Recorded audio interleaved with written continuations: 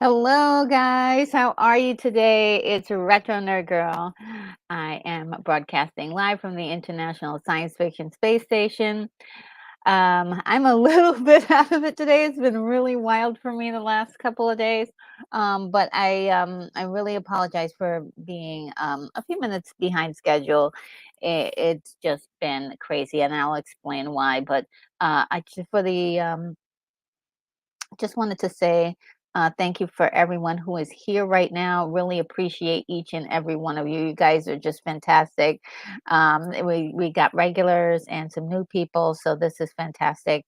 I'm just gonna go and highlight a few of you just to let everybody know we are going to be watching Demolition Man 1993 today. I'm a little bit behind schedule, so I'll have to create a banner for you, like almost like immediately, but on Scratch on air. So let's see. I think I wanted to let everybody know that you can actually see this for free on Tubi right now. if you're seeing this live. If you're seeing this recorded, maybe or maybe it's not available on Tubi, but for sure for live viewers right now, you can see this. Um, Moderators, if you've got a wrench by your name, you are able to post this link at any time for any newcomers. So if you could do that for me, and it is at the very top of the screen. There should be a few comments, and then you'll see my link for it. I'm actually going to try to get that link again if I can. Um, in this particular program, I can't seem to grab it, but if you guys could, it would be great. Well, I'll try to do that again. Um, and Moonbeam says that he found it, which is awesome. And Kimberly Ann Hart is here. Great to see you guys. Had a wonderful little conversation between the two of you. And Keith E is here, says he found it for free on Tubi as well. And this is my favorite. Says Hooper is in the lobby selling Taco Bell and Retro Nerd Girl for president bumper stickers. I want one. I want one of those. Oh man. And I see your comments. I'm not going to read all of them, but I see them. Thank you so much, Moonbeam. You guys, you're so sweet. And let's see. And Scotty is here. Right, so great to see you, Scotty. I hope you're doing well. Hope you're having a wonderful weekend, enjoying yourself. Let's see. And Lord Toth is here. Hello, Lord Toth. How are you? Hope you're having a great time today. Saturdays is always fun. I think Saturdays are always fun. At least we'll make them fun, right? Oh my goodness. And then yeah, I was having some really bad technical issues before this. So if there's an issue where there's a blank screen or something, please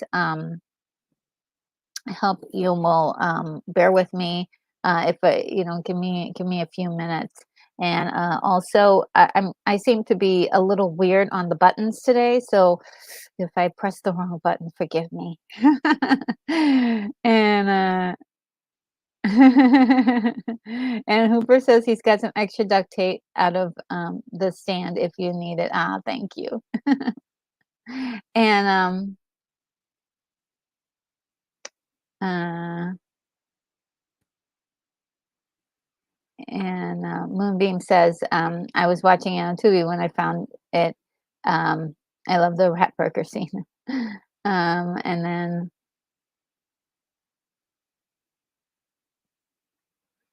let's see. Joseph Begay is here. Hello, Joseph. Says watching the Taco Bell or Pizza Hut version. LOL. Yes, Taco Bell always. I haven't yet to see the Pizza Hut version. I've seen pictures of it. I've seen clips of it, but I've only seen the Taco Bell version. It's the one I'm used to.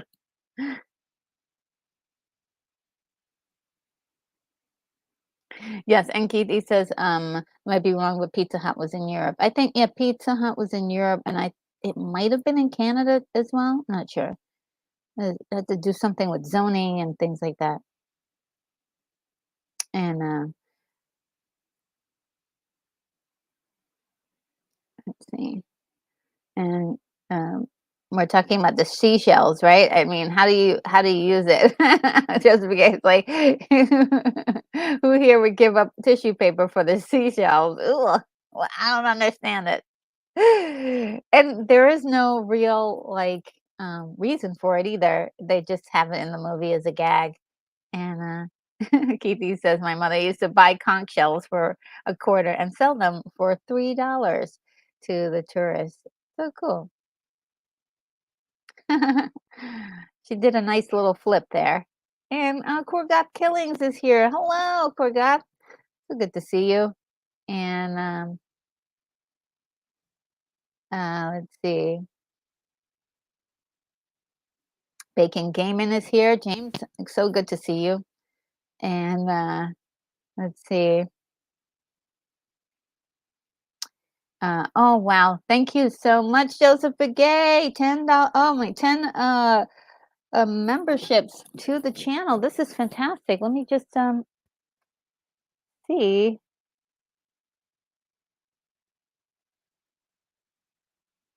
All right, I'm going to read off the names of the people who won. I'm just going to stop the cam for a minute.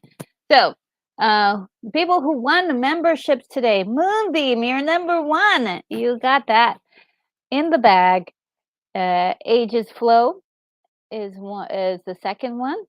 Pete Gallardo, Shade Viking, Pop Culture Curator.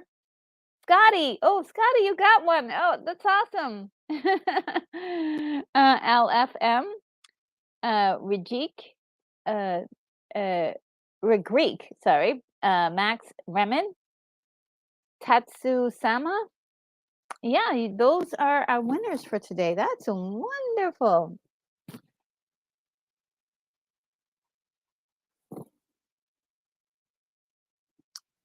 Yes, yes, yes. That's fantastic. Thank you, Joseph. This is just wonderful. I got some other things from the mail guys. I went to my mailbox and I picked up some stuff. But I'm going to do an unboxing on the 4th of July, part of that celebration. So I'm going to do a small little stream, just hanging out and going through my packages. Ooh, that should be fun. Okay, let's see. I just also need to give you a special thank you because I love doing this. This is my fun one. I'm going to give you my very favorite one.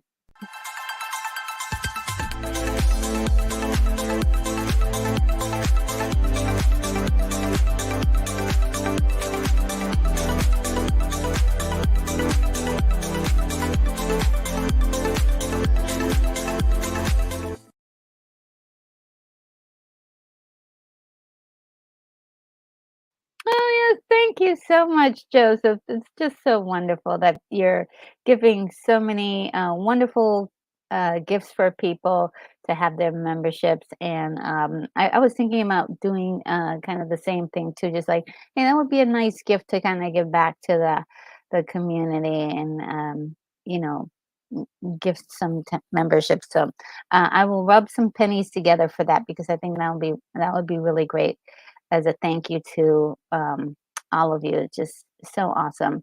And Moonbeam says that he actually thanks Joseph Begay for the membership. That's great. And just to remind you, and oh, look, just when I was about to remind everyone, Joseph, you're so kind to do that for me. Says gifted membership only lasts 30 days from the day given out. So check your status often. Okay, I will do. I will do. Um, and let's see. Yeah, I'm so glad that Scotty got one as well, because so he can see some of the other videos that I've been doing for members. I've been slowly releasing them publicly, but you never know. And Liam in Wales. Oh my goodness. I haven't seen you in a long time. How are you? So will we ever find out how to use the three shells? I know. That is the mystery of this movie. And I don't think they even thought of actually, they wanted to keep it a mystery, just a fun gag, but it's the funniest thing if you can imagine how you could possibly use those three shells. Ooh, sounds awful. William Blake Hall's back says, "Hi, can't stay, no copy, but I was in the neighborhood. We can hear you." Okay, well, there is a way to see this on Tubi for free. So if you want to see it, you can definitely see it for free on Tubi. Um, so let's see.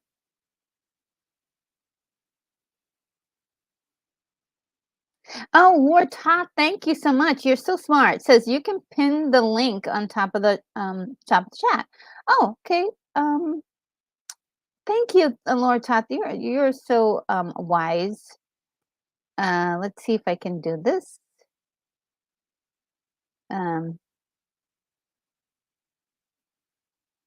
it says, "Oh, oh, how do you do that? Oh, okay. I have to do it on I have to do it on the other one. Okay. I can't do it in StreamYard. Okay." StreamYard was like, "Yeah, do you wanna, time out this user?" "No, it's me." "StreamYard, it's me." I don't wanna time out myself. Oh, and Danny Staten is here. How are you doing, Danny Staten? Says, "Greetings from South Carolina," and so greetings from space. And, Danny says she seashells. Oh, and Jason is here. How are you? Darn, I'm stuck at work. I'll catch the replay. Taco Bell.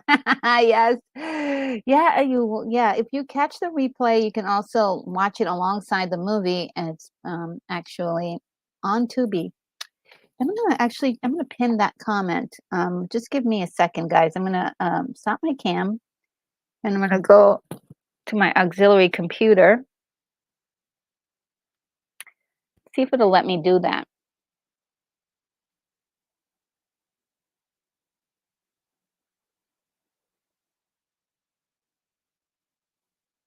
Oh, wow, it let me do that. I've never done anything so adventurous before. Oh, thank you, Lord Top. I've never done anything like that, so thank you. And Lord Top says, "I'm good. Happy Canada Day weekend." Oh, cool. Happy Canada Day weekend. I did not know. And Kimberly says, "I love Pizza Hut." Oh, wow. Yeah, we didn't have Pizza Hut where I lived, and so it's kind of weird, 'cause, it was something I always saw advertised on television, sort of like even, things like Kmart and, Target.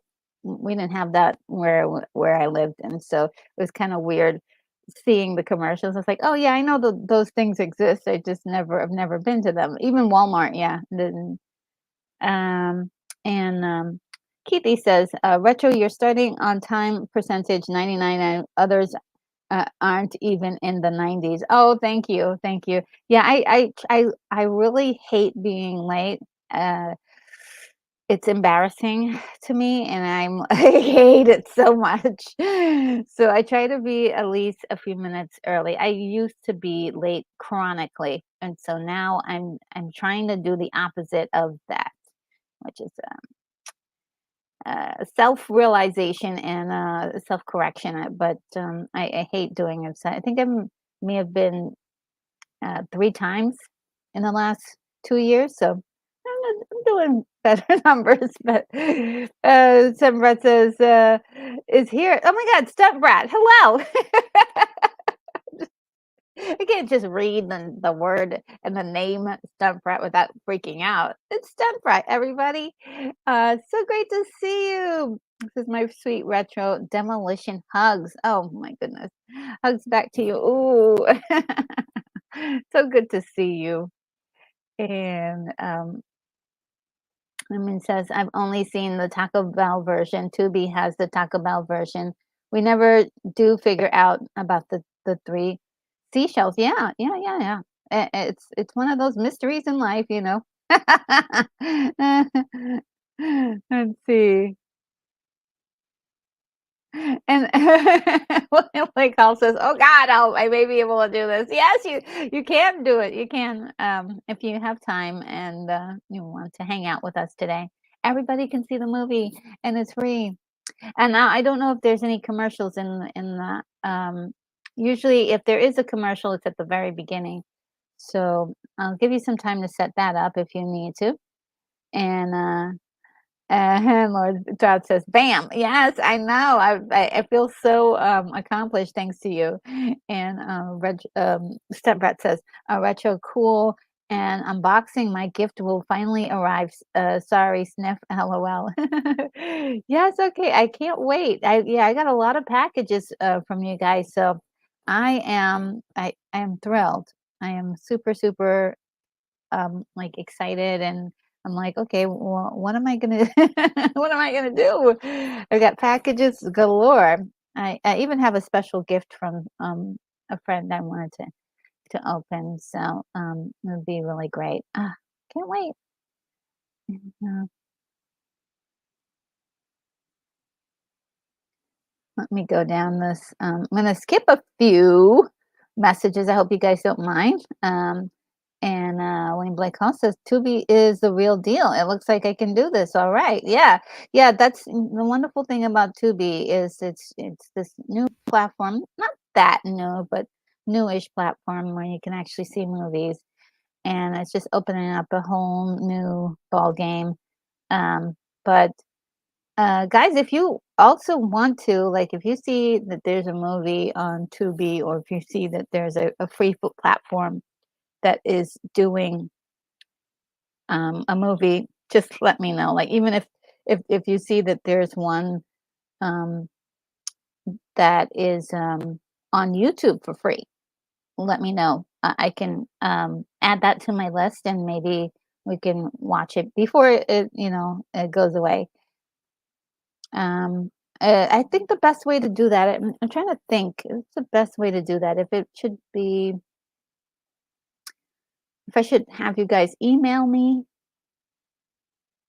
um,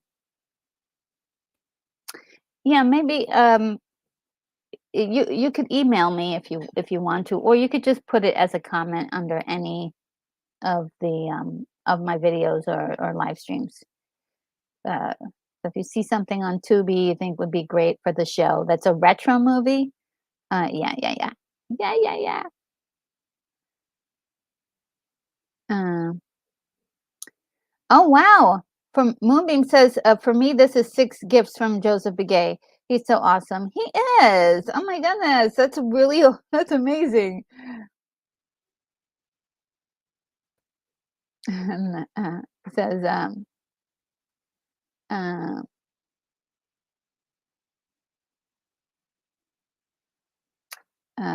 the final line, Johnsburn, how does that John she's shelf thing work? Yes. Uh, oh, and Kimberly, oh, you're so sweet. Says, I just miss seeing you guys so much. You're so sweet. Yeah, it's a long way to Saturday, right? I wish could do this every day, but I can't because I've got a job. And let's see.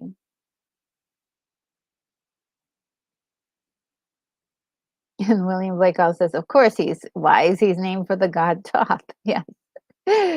Um, and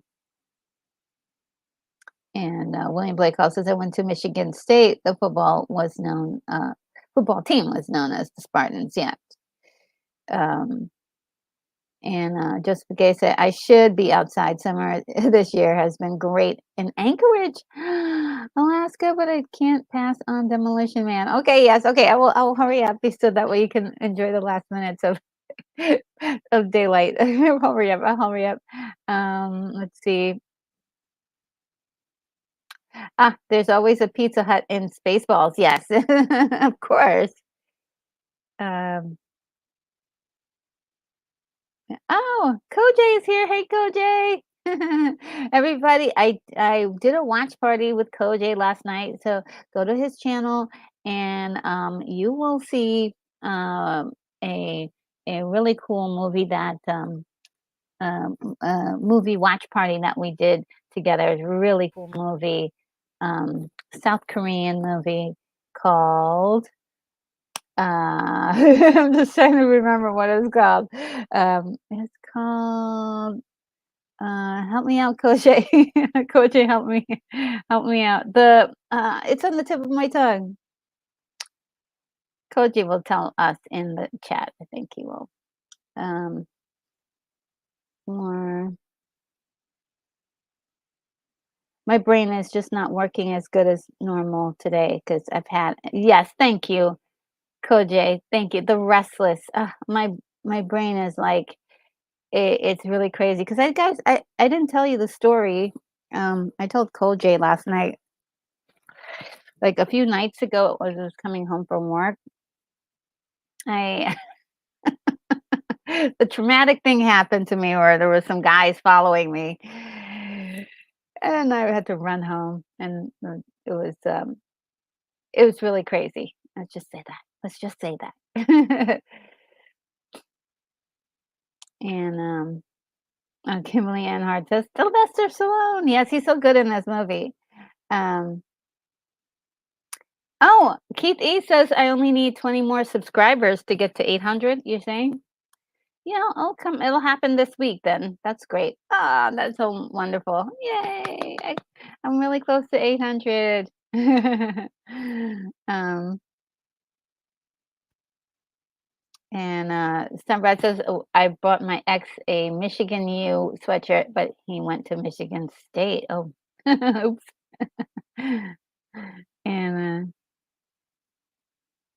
And William Blake Hall says, I like to think that the shells are stylized controls for something. Oof. Oh.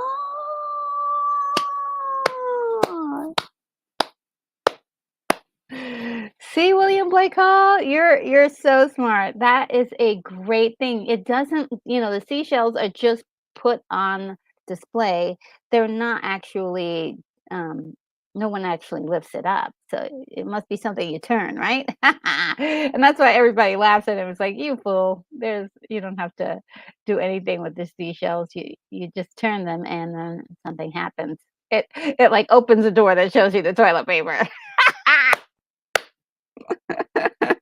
Oh my goodness, that's really funny. And Joseph Gay says there's an alternative that John Spartan uses um, to the three seashells. And Code J says getting my DVD ready. It's on Blu-ray somewhere, I think. Oh, cool, cool, cool, cool. And Kimberly says she found it on Tubi. And let's see. And Joseph Piguet says, "Be happy, everyone, and listen to some mini tunes." Yes, so, everybody be happy. And William Blake Hall says, "Haven't emailed RNG in a long time." Yes, yes. Please email me. I check it all the time to look for your emails, and except for, I do get a really, really nice, wonderful emails from Keithy. And Keithy, please keep sending me your emails. They're wonderful. And let's see. And because it has the heart. And Joseph says, "Don't worry about daylight. Sunset isn't until about 11 p.m. currently." That is awesome. That is so awesome. Oh wow, this is so sweet. Um, Correction, 11:39. I've always wanted to go to Anchorage. That it just seems like something. I mean, I'm already like up as north as you could possibly go in. But wouldn't mind going up to see Alaska. Seems interesting to me. And Mummy says every tuber's dream is doing YouTube's full time. My high school dream was the Sentinel Spartans. Oh, your high school team was the Sentinel. Okay, sorry, tongue tied. And Douglas, you're so sweet. Says, "Hi, just dropping by to say howdy to Retro in the chat. Enjoy the show, y'all." Thank you so much, Douglas. You're so wonderful. And I one day we'll have to have a little mini discussion about the Demolition Man. I'm sure you have a lot of insights on this movie. But guys, I do want to remind you that in 2 weeks, I believe, Doug and I will be doing a movie review for Indiana Jones. I believe that's on the 13th of July. My memory is working. I feel like the scarecrow. It's like, I remember. um, and yeah, he'll be here for that, and that'll be fantastic. I can't wait to see and hear all the things that he has to say about this movie. About one of my favorite movies, Indiana Jones and the Raiders of the Lost Ark. And oh, by the way, I wanted to say thank you for the gift, of course. So here we go. Thank you.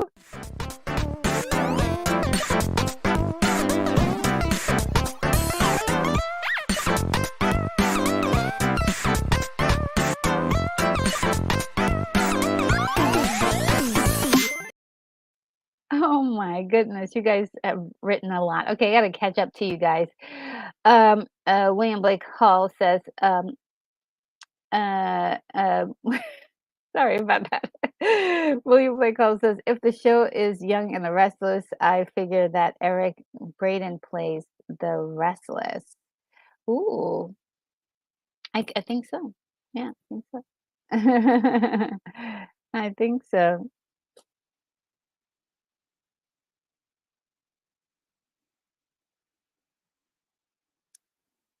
And yeah, it looks like Doug has to go, but thank you so much, Doug. That it really is very sweet and kind of you, and so nice of you to say hi to all of us.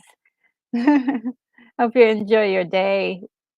And Joseph says, was good to see you, even if it was just a drive-by. Yes, have a great weekend. Yes, we all say the same thing, Douglas. And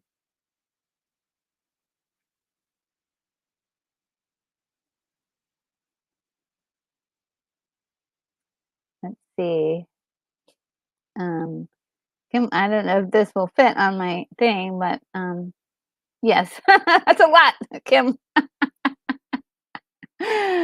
But she's so sweet. She says she sits with Retro and the Girl. Oh, so sweet. Oh, Darth Plato is here. Hi, Darth Plato. How are you? And let's see. And Moonbeam says, Alaska, land of the midnight sun. Oh, oh, now I'm getting it. Gosh, my brain is so slow today. Um,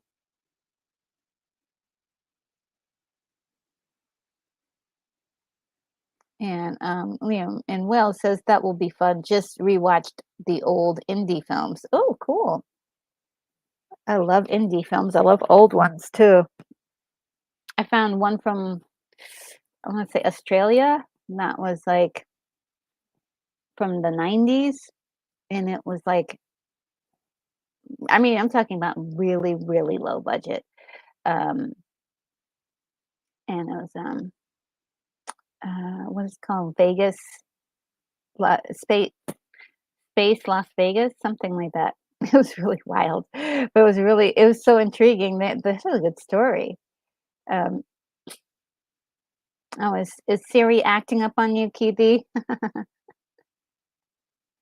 And Douglas says Retro has top men working on the radar stream. Yes, I hope I can have something great to contribute myself. You really knocked it out of the ballpark. The For the War of the Worlds watch party, just incredible. And Moonbeam says Happy Pride Month. And Josh Herrera is here. Hello. So good to see you. Says I remember loving this movie as a kid and thinking it was a great cast. Yeah, yes, a wonderful cast. Thanks to Retro for reminding me of the good old days. Oh, great. Ah. That's my job. And and Douglas says, "Yes, I just wanted my thank you bid." Oh, you're so sweet. Okay, well, just for that, you're gonna get another one. Here's another one for you.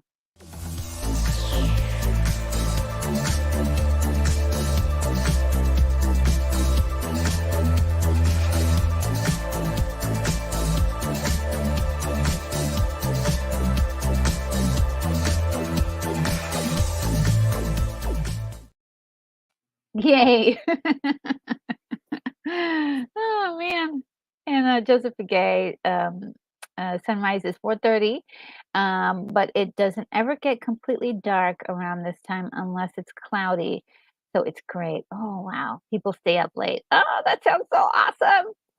Ah, I gotta make a trip out there one of these days. Um, and Kitty says Moonbeam says banner. I said banner. Oh gosh, thank you guys. You guys are keep me on track. Let's see. Get the banner. Today I'm really okay. That's the old banner. Today I'm really off kilter, guys. I'm still reeling from the other night, so um, do forgive me. So yeah, I gave you guys the shorter version of it, but it was just it's been just traumatic. So I'm still like, what happened exactly? And you're running for your life. You just don't know like how bad you need to get in shape. I was like, I thought I was in shape. I thought I was in shape. No, no, no, no. You need to be in running for your life in shape. Errol the Hatter is here. Hello, so great to see you. Says, hey everyone. Oh, now we could start the party. And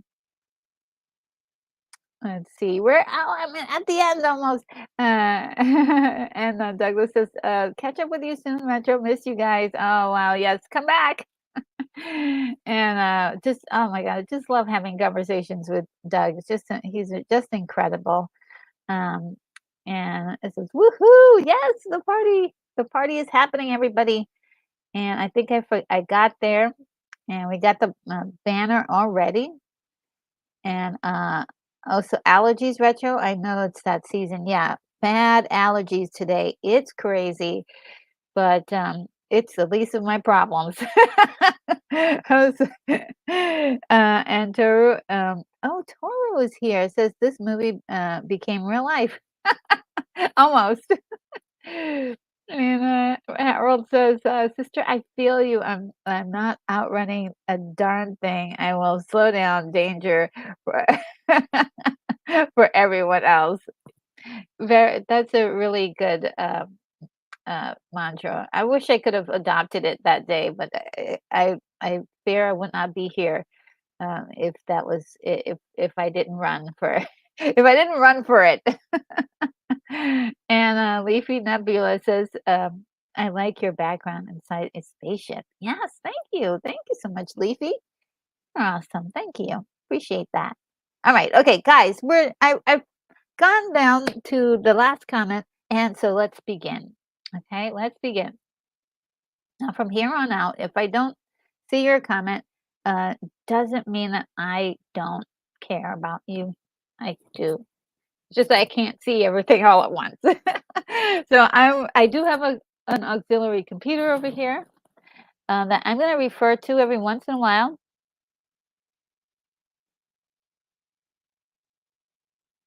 And um, this computer, I'll be watching the movie on this computer, so I won't be able to see your comments or operate any of the functions in StreamYard. Um, so my movie is queued up, but before we do that, I want to talk a little bit about the movie. Let's get the stats for Demolition Man.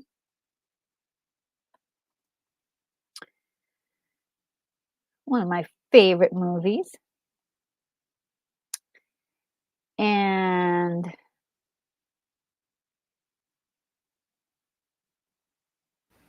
it is a 1993 science fiction action film. I mean, just say that out loud. Science fiction action film. I mean, please more. I love that. It was directed by Marco Brambilla. I always get his name wrong. Brambilla. And it was actually his first movie. So that was pretty cool. Pretty cool. Let's see what he's done after that. I think not a whole lot of other stuff. Is there a whole bunch of other stuff, or is this just it? Um, yeah, not a whole lot of other stuff. And in fact, I don't see anything else from. Um, so this was his big one. This was his big movie. And it stars Sylvester Stallone, guys. I love Sylvester Stallone. I haven't seen every Sylvester Stallone movie though, but I do love the movies I love of him. I love those movies. This is my favorite from him. I actually like movies like Judge Dredd. I do like that stuff. I like it. It was really entertaining for me. And not to mention, it had some pretty good actors in it. I went a little bit overboard on certain things, but I loved it. I know the people who watched who read the comic books hated that, but it kind of introduced me to the comic book character, and uh, that was very interesting because I was like, oh wow, who's Judge Dredd? And learn about this world. It's like, oh wow, the movie doesn't even touch it in comparison, but it's really good. And of course, Rocky movies.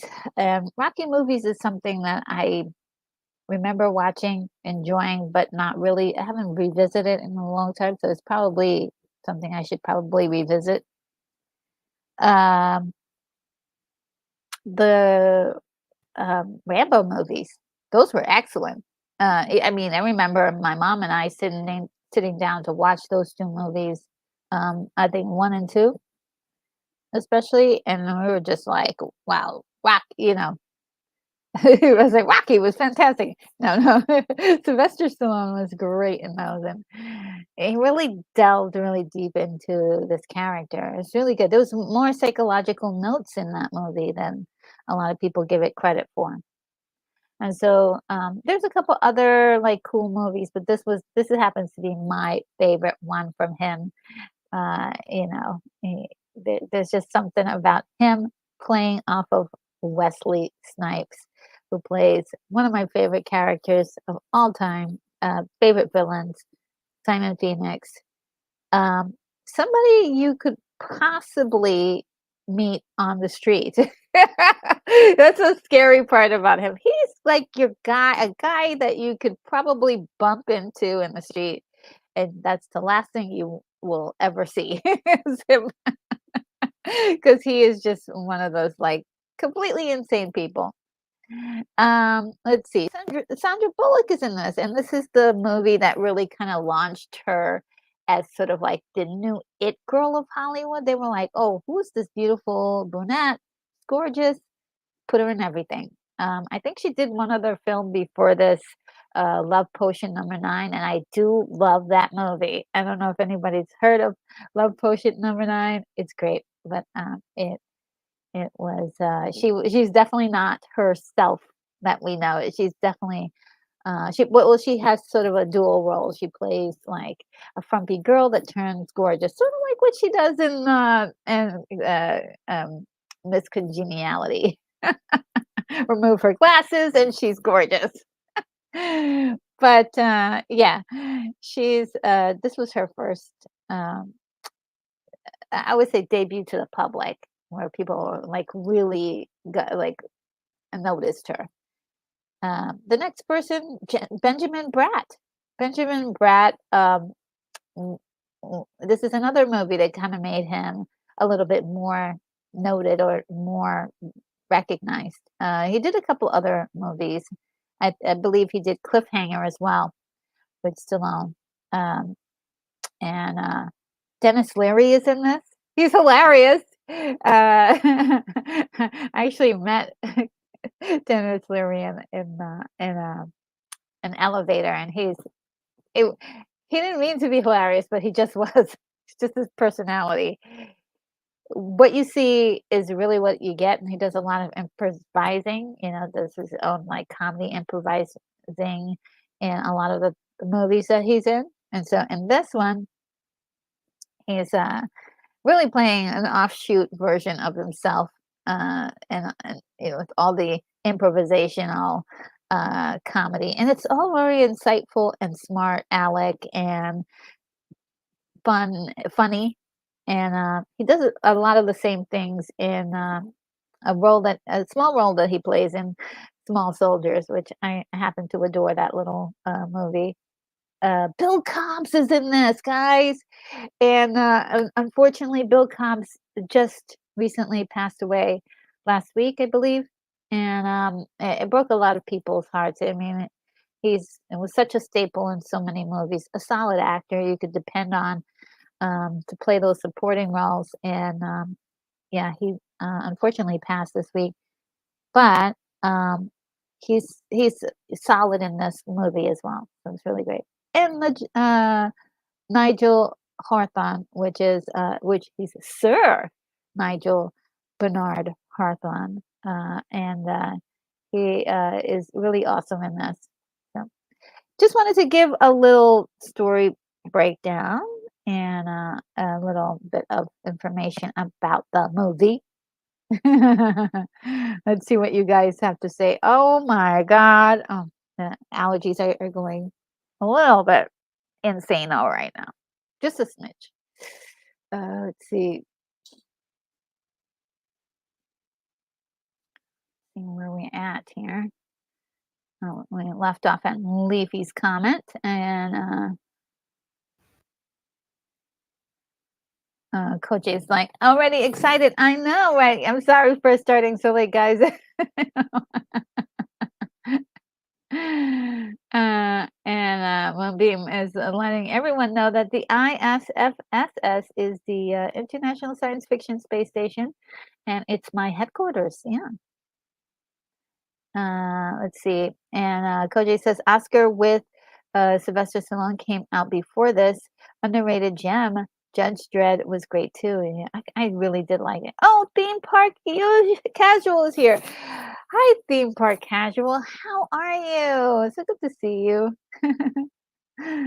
And William Blake also says Koja. Yes, Oscar is classic farce. Farce done right. Oh, I have never seen that, so I have to see that. And theme park says listening on the drive home. Okay, get home safely. And Liam Manuel says Judge Dredd was fun. Always liked it as a kid. Oh boy, I think I may have to have a break for the allergies. Goji says still enjoy Oscar to this day. My sister also loves it and quote it constantly. Oh wow, I have to see this movie. I may have seen it, I'm not sure. My favorite Stallone movie is Copland. It has Robert De Niro, but Stallone gets to outshine De Niro. What? Okay, that's usually typically not my type of movie, but I might have to look at that. I did hear there was some Oscar buzz going on for him for that when that movie came out, so I do remember that. And that movie says, Judge Dredd, I am the law.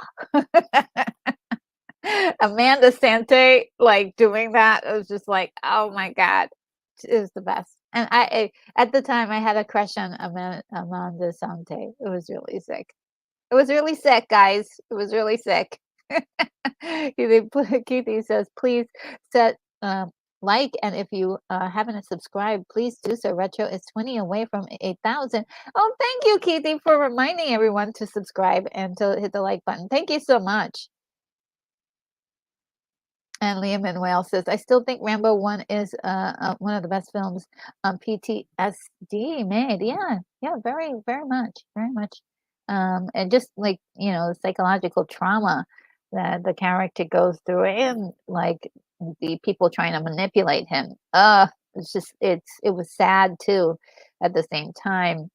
And Kimberly says, I am Lao. Oh, Coach, you're so sweet. Oh gosh, Simon says subscribe to Retro Nerd Girl. You better do it because Simon is crazy. Oh my goodness, thank you so much, Coach. Let's see if we can find a suitable thank you for you. Oh, let's do puppies.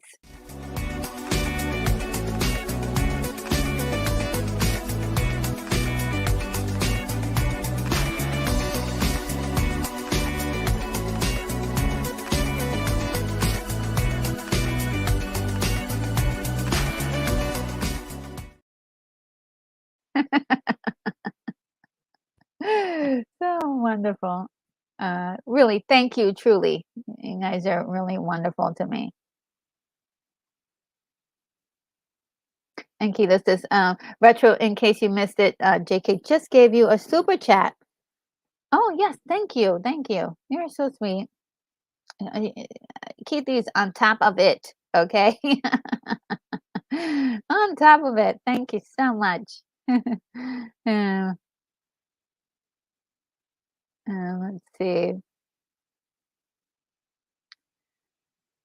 Yes. Oh my goodness. Yes. Yes. Yes. Liam says it it it it really is a good film on PTSD. That's so fun. How he was treated was a real problem. Yeah, it was horrible. And Koj says he was amazing in Copland. Sly got an award nomination for it. I remember correctly. Yes. Yes. People just really loved his performance in that. And Moonbeam says, I was as old as I am as old as the first Rocky film. Oh. And let's see. Yes, William Blake Hall says early Bullock, Demolition Man, Love, Potion Number 9, The Net, and then finally Speed. Yes, these were really great. These were great. I loved myself some Love Potion Number 9. That was such a creepy story at the same time of being entertaining. Movie says, "Thanks, Retro. I'll do a review of Love Potion Number 9." Yeah, do. Yes, yes. It's really good. Um, it was on YouTube for a long time, and I think they took it off, but it's really great. And go just says, Sandra break in role with this film before Speed took her fame to high places. Yeah, Speed really gave her that extra punch when it came to getting her career off the ground and being able to command a real good salary. But let's see. And Goji says Benjamin Bratt cracks me up too. Yeah, he was so good in this. Just like that side character, but so into it. He's so dedicated to it. You know, I do love to see those actors when you. It looks like you. It looks like they think that the camera is not on them, but they're still in character. Oh, it's so good. And yes, Jesse Ventura is in this film, who also is in Predator. Yeah, these are the days when he really wanted to act. Um, and so he just showed up in a whole bunch of stuff. And Kimberly says, holds up the morpher and shouts as PD squat.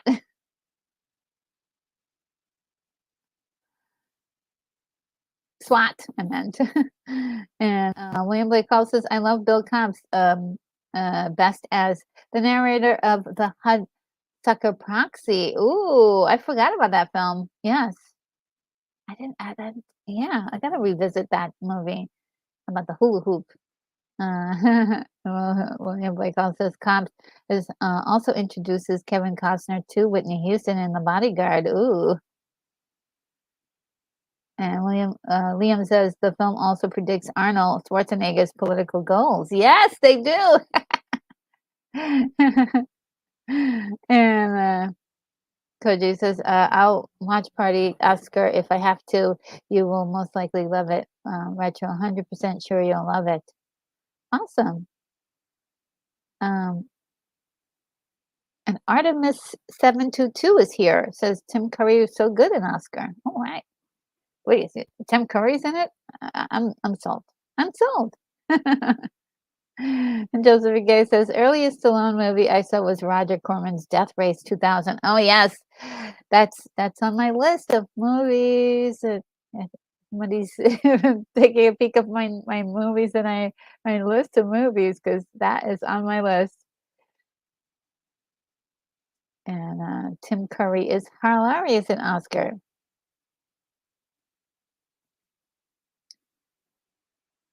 And Artemis says Sylvester Stallone in Victory and Fist are not well known, but are gems to watch. Ooh, Artemis. I'm adding those to my list. Um, And Katie says, Hoover says, no more Taco Bell left, but then let out a loud burp. I'm suspicious. All right, guys. Well, I am going to get started. I think I caught up. And so, oh, Artemis says, I'm a Stallone fan. Awesome, Artemis. Yes, we all love Stallone around here. Okay, so now let's get it together. Guess what I have? The timer. I got the timer. Okay, I have the timer at my thing here, and let me see if I can get. A couple of things have to happen at the same time. Let's see if I can figure it out.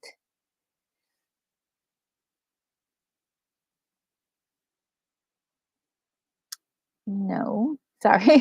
Sorry, guys, I have to put you through this. No. Um,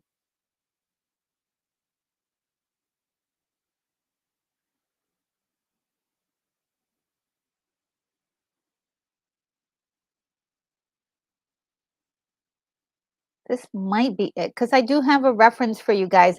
I have a visual reference for you guys where I've captured the movie's um, captions so you can follow the movie and be able to match it up to your copy. I am not sure what is going on with my layout. It looks like some of it is missing. Well, I'll have to revisit this later because for some reason it's not working for me today. Yeah, it's not working for me today. So I'll figure that out. Um, all right. So the way we're gonna do it, guys, you have your copy. I got your links ready, and I have my copy. I'm actually watching this on Amazon because ages ago, I went crazy and bought up a whole bunch of movies on Amazon Prime. Um, and so I do have a very extensive library there, digital library. But I do know that the library is probably not, it was a stupid idea of mine to buy digital because we know that we don't know if those items are going to ever, are going to stay there forever. So I am building up my physical copy or my physical library. But until then, I'm going to try to use as many of these that I have in Amazon as possible. So this is great. So what I'm going to do, you have your copy, I have my copy, it's all ready. I'm going to do a countdown from 5 to 1. And when I say after 1, where you would have, I would have said maybe 0, this is the next one, that's where we press play. Okay. So let's see if I can do this properly. Which one should I do here? Okay, I'll do it here. All right. 5, 4, 3, 2, 1, play. All right. And while that's happening, I can select a proper layout. FARGO, so that way you can watch it.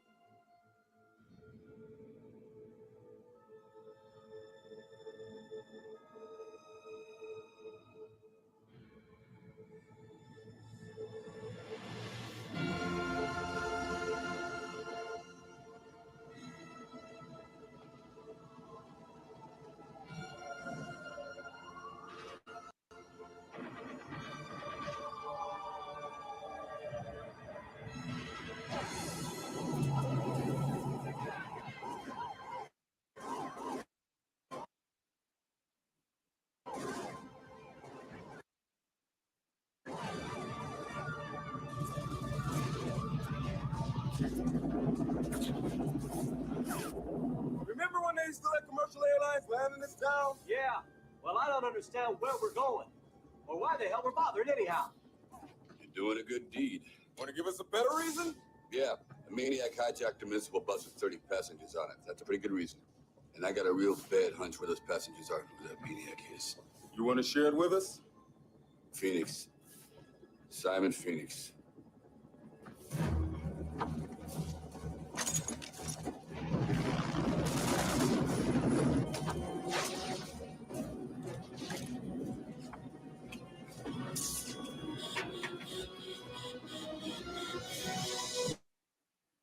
All right.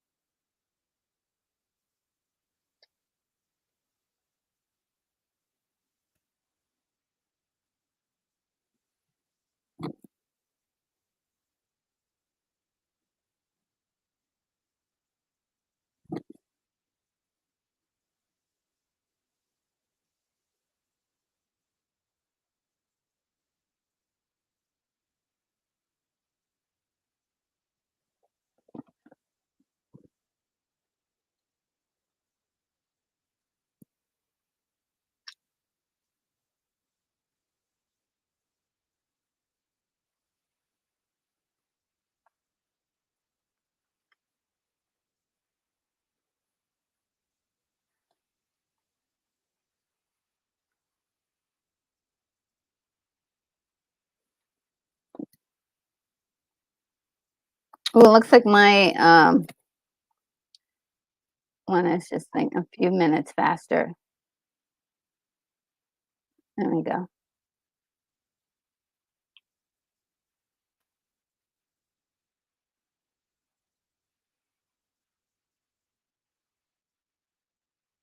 Okay, there we are.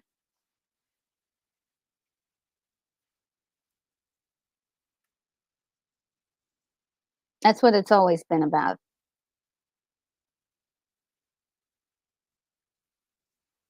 You got the soldier boy. Look at him. I love Stallone's reaction to him. Ah, just shoot him right there.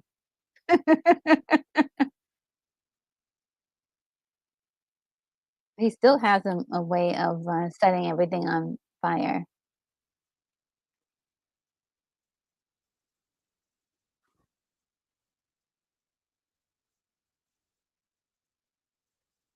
That fire spread really fast, didn't it?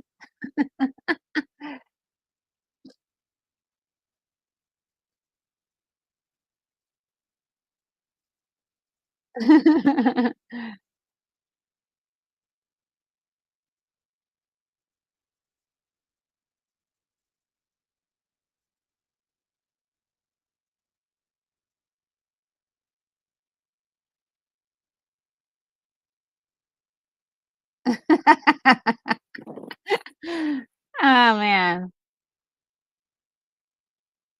I love how all of it like, everything kinda comes back in the end, like, that statement about, his head being attached comes into play later on. So crazy. I love those details. They may be a little kitschy, a little like, they may be a little bit, like, corny, but it kind of rewards the person who's watching, like, what happened. Anyway, by the way, that was a fantastic explosion.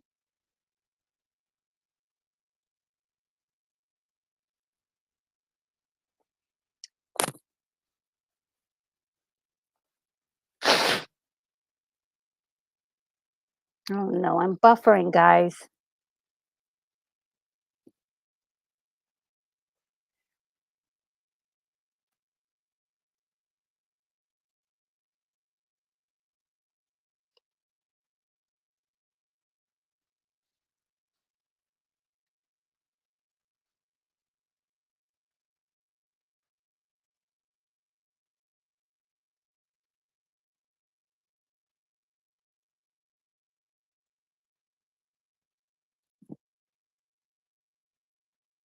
Let's see what you guys are saying. I wonder if the later Batman films got some inspiration for Joker from this. Probably. Simon Phoenix is a real Joker. And just in case it says, according to Minty's video on this movie, Snipes hated his hairstyle on this movie, that he had his head shaved immediately after finishing the movie. And I think it's also because of the color. It was mostly because of color, because he used the same haircut and style for Blade. It was the annoying orange color, I think, because it works for this movie, right? But in real life, you don't want to be walking around with hair that's just screams like, "Hey, I'm somebody that you should pay attention to."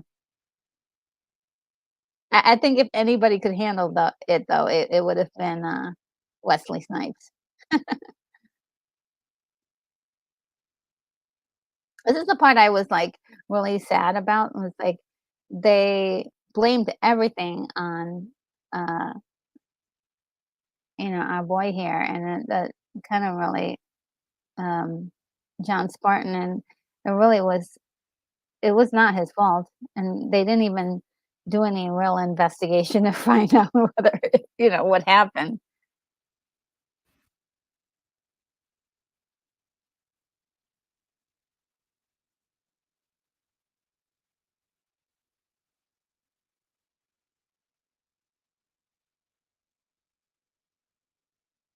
He's like, skip it. It's like so tough.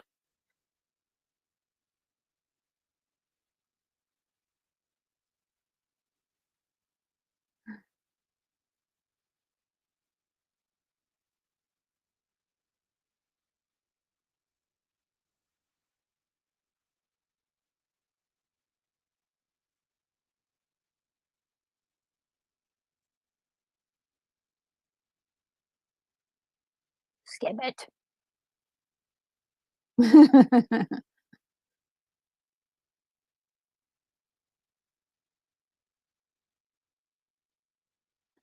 He's like shredded in this movie though. Every inch of him is like completely like zero muscle, zero fat. It's all like 100% pure muscle. I mean, talk about no carb day.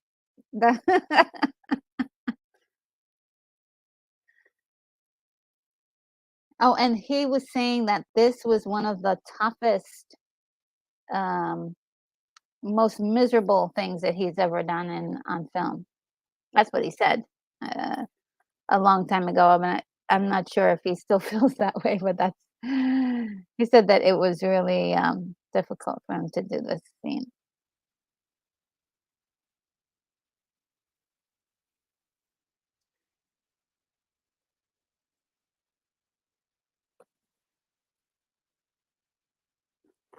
Let's see.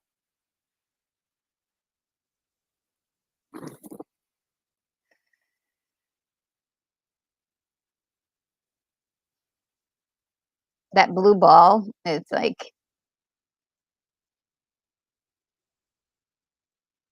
the thing that freezes everything.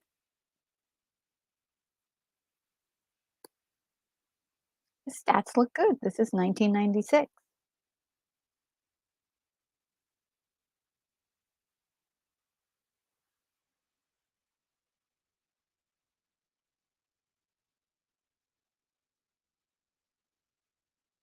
This was so good. Like, I love this intro and the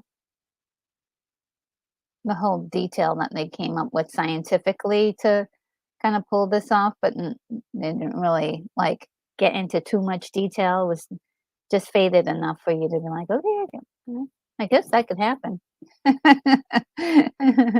That could happen. Joseph Gay says, it took me a long time to see it, but a very young Jack Black makes quick appearance in Demolition Man. Yes, he does. He's part of the Lost Boys, if you will. And Kimberly says that she's seeing it on Tubi. Excellent. Any newcomers to the party? Oh, it's now 2032, guys. Uh, and any newcomers, uh, I do have a link pinned to the top of the chat where you can go to the Tubi link and watch the movie. And I know the setup doesn't show you, but this is where we are on the timer. You can see it. Oh, you where I'm at. Yeah. Oh, here. There we go. That's where we're at in the timer.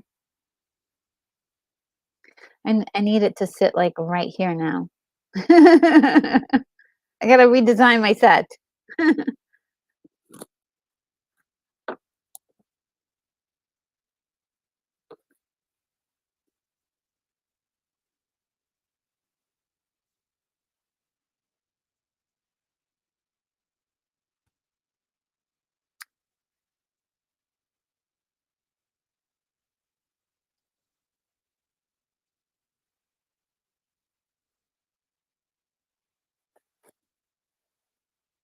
Oh, she's so young in this, right? Oh, I love these, like, the visuals of the world. It's just so simple what they did, which was I used to film and then they had, backdrops added onto it that they were able to, like, create those extra pieces of, like, future world or future landscape. Really nice.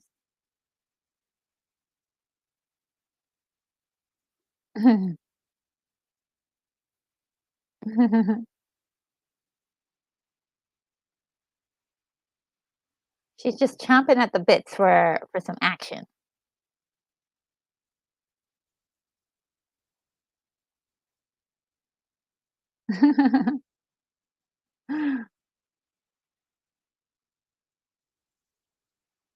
Ethical Plaza. Very interesting.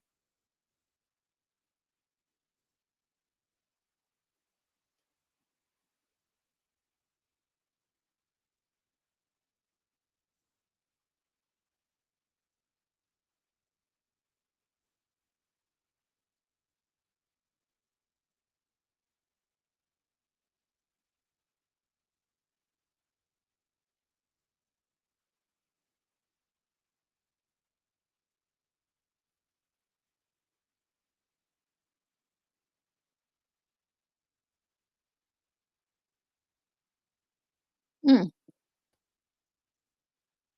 Oh, look who this, guys. It's Rob Schneider.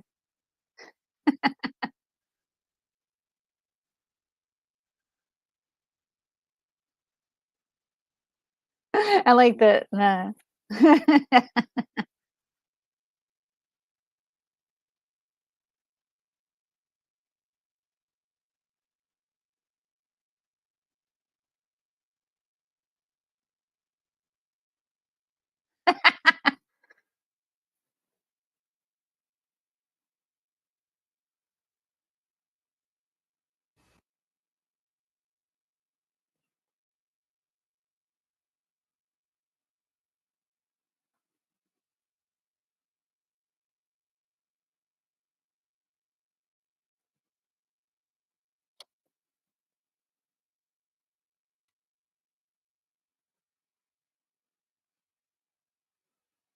Oh, let me double check to make sure I'm caught up with you guys. Oh, okay. My video. Ooh.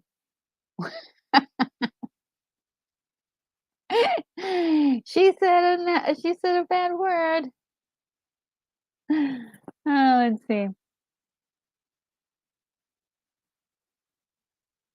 Yes, Keithy says like the cussing half credit thing is still the best, isn't it?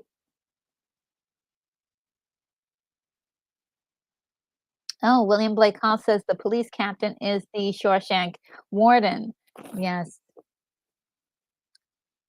Oh my goodness, Benjamin Bratt, he's so young. So she's basically a retro nerd girl. Lanina, she is just so cute.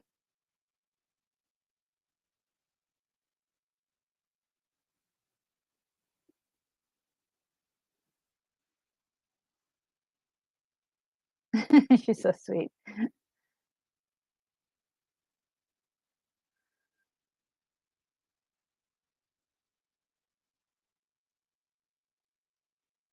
And the thing that's really, like, crazy is that all the people that are part of the establishment or, like, they just seem like they will seem so smug. Like, this guy, he just seems like he's so bored with his job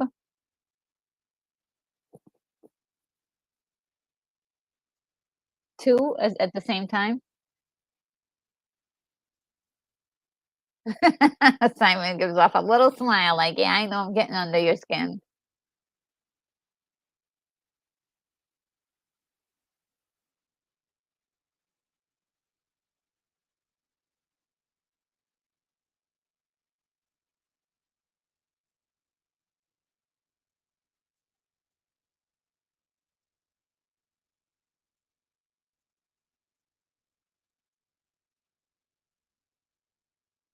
Dang.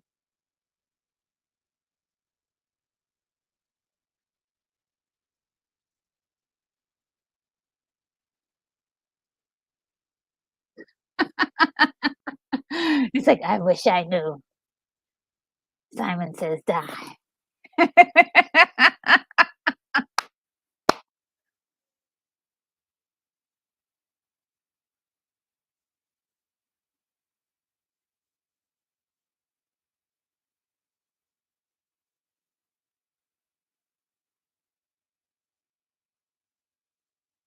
Ew. I'm glad they didn't show it.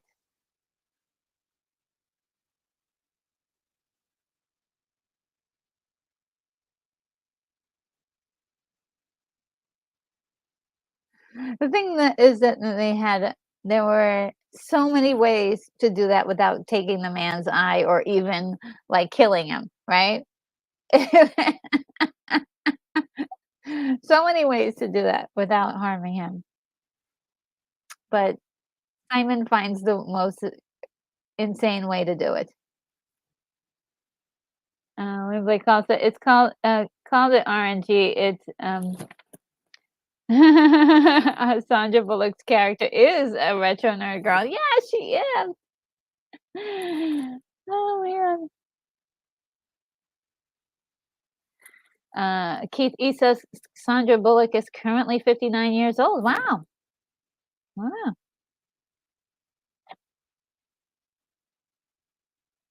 She is 5 years older than me? No, 4, yeah, 4, 5 years old. Oh, man. Look at the way they're reacting.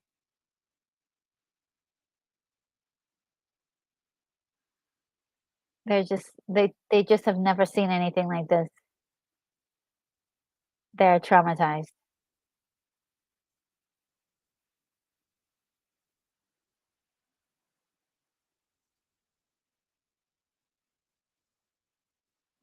Whereas, I mean, if that happened in at a police officer, a police precinct today, they would be like, "Oh, wow, another case." But I think that affects them, and but I don't think it would be like, like, these guys are, like, totally traumatized.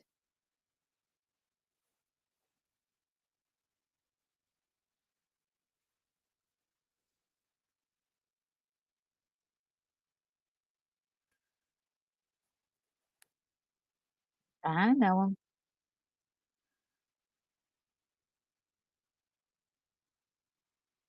You hear that music underneath this? It's, like, really, like,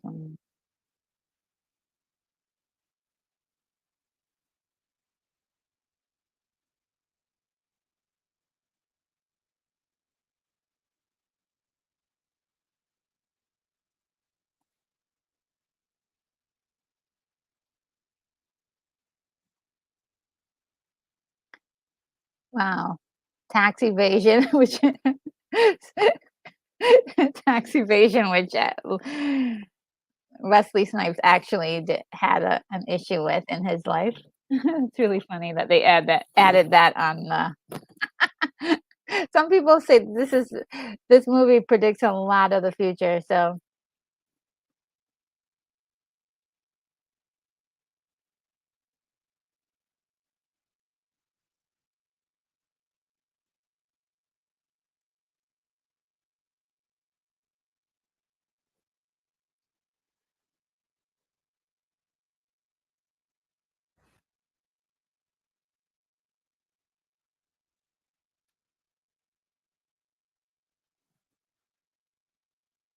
this is the way they investigate is from computer to computer.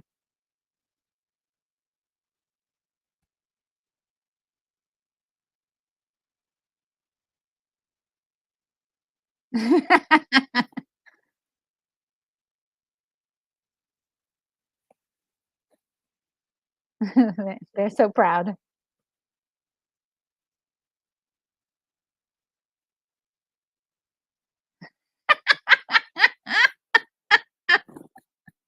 I love it. They're like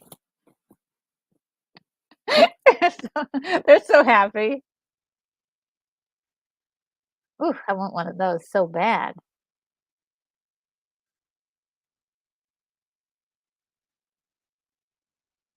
So cute. It's just like it one little just fits you and a couple of things.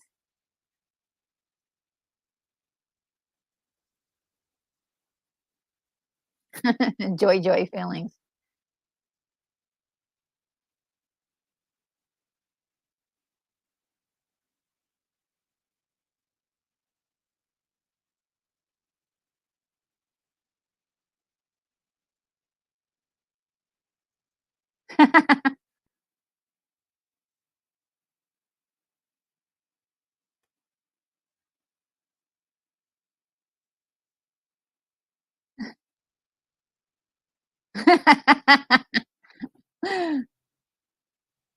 You probably could play the accordion.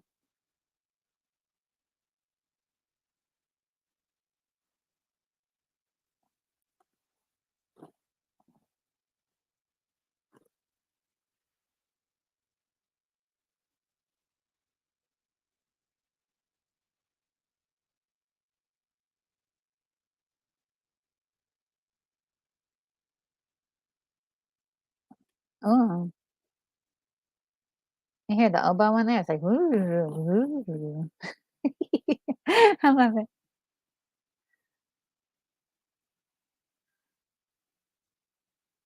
Yeah, he's like, "I'm gonna need some firearms." I love this. He's doing his own little investigation.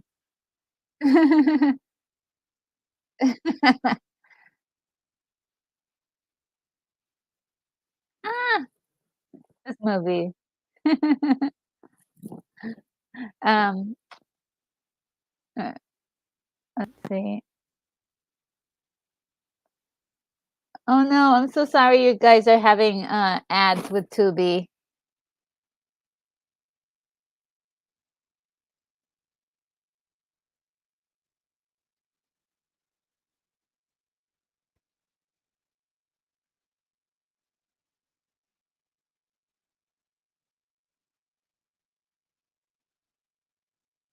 They firmed.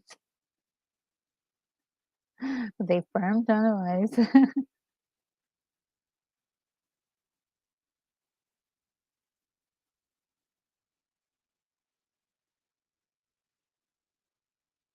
Oh gosh.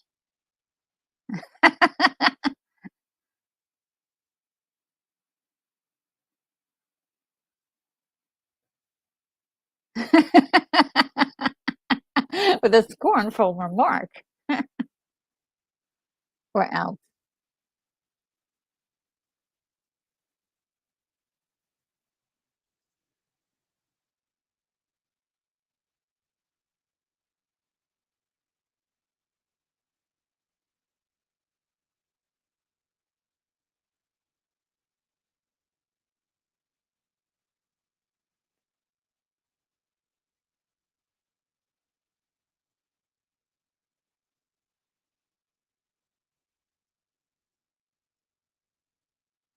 Wow.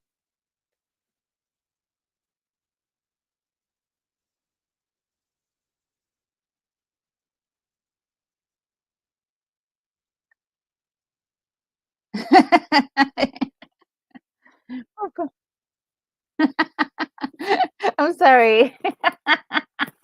I shouldn't be laughing at this part, right? It's okay.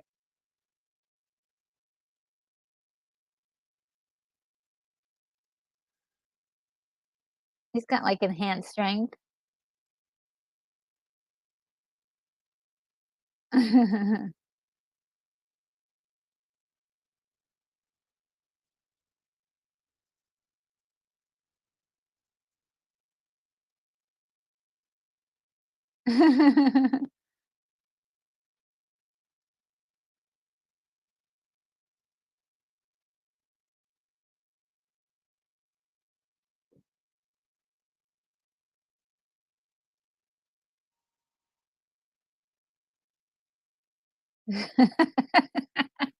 He's just like a god in this world.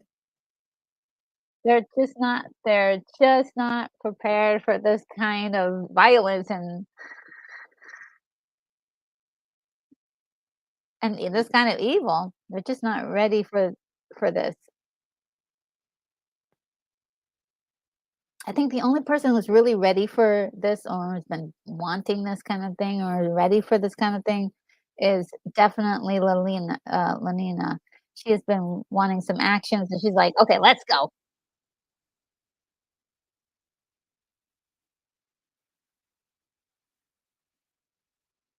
You know, I think she's traumatized like the rest of them, and I think she's like, actually like, "All right, in this situation, what should I do?"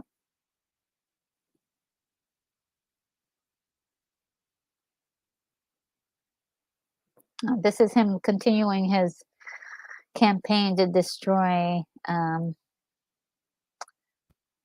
Edgar Friendly. Yeah.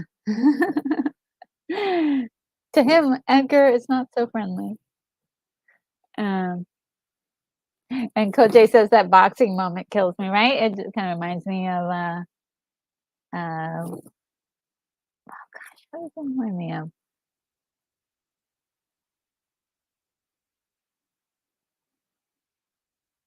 I could see his face in my mind, but I can't remember his name. It'll come to me. Kimberly says holds the Morpher SPD emergency morphs into Pink Ranger. Ah, so sweet. And sure, the Pink Ranger could get in there and save everybody from Simon Phoenix, but all by herself, I'm sure. And yeah, yes, Koj, she is.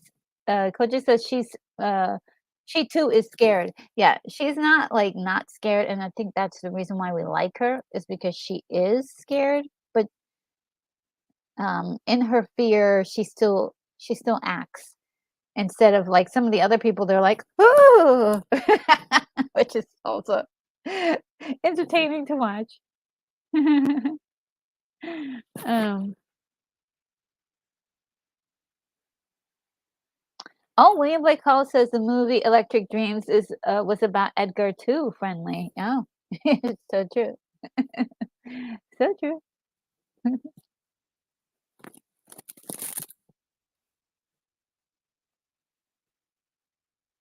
I love these glasses he's wearing. I've always wanted a pair like that.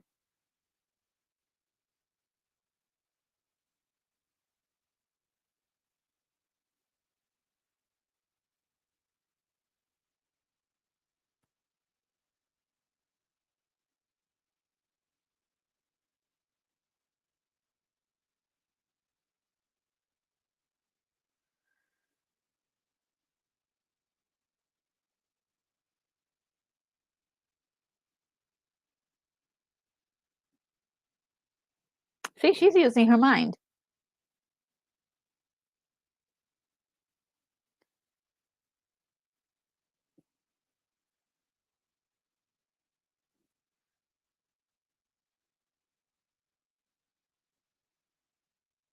John Spartan, baby. Let's bring him into the picture.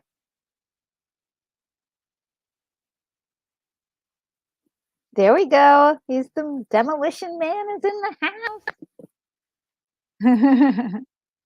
The thing is that at first you would assume that the demolition man would be Simon Phoenix because he caused so much trouble, but I'd like to think he's also a, would be considered a demolition man too, but it's definitely John Spartan.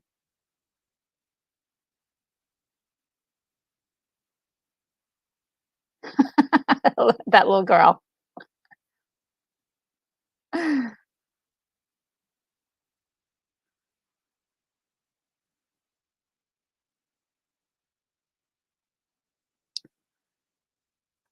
Oh, William Blake Hall says people say John Spartan is like um, Wyatt Earp or Elliot Ness. I never heard that before. Oh, yeah, that's thawing them out, baby. I always like the music for this too.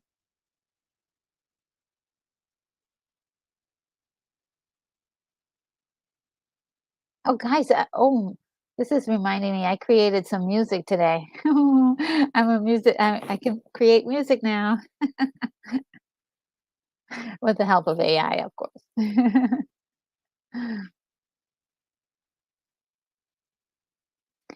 Oh my goodness, I love this part. So yeah, I know that he had to pose naked for this full body cast, and that's the part that was the most grueling for him.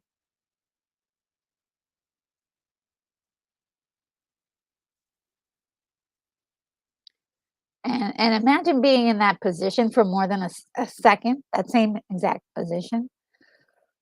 I mean, talk about cramps, and it would be like, "Oh, I gotta stay like this for 4 minutes, or just 1 minute." It would be crazy.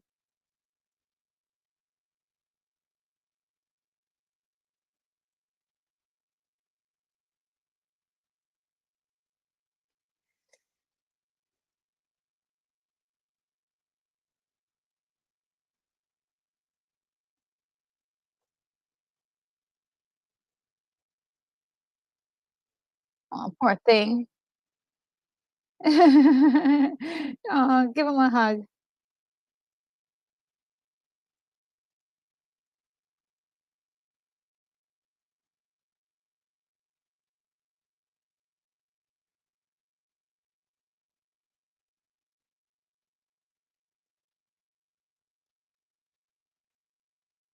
He did say that, everything in their power, so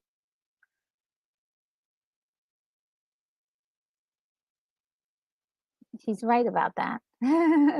They're very much similar, except for he's not a psycho killer of innocent people. Oh, poor thing. He's a real person. This is pulling him back from being Spartan, this idea, and now it's like pulling him back to being a human being. He's a real man, not sure where he's at, and is looking for a wife, his daughter. You know what I mean?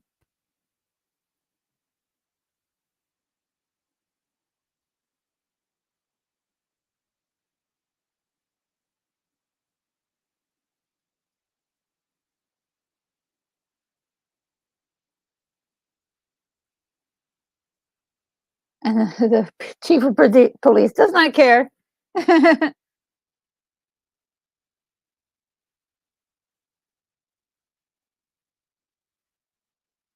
Cryocon.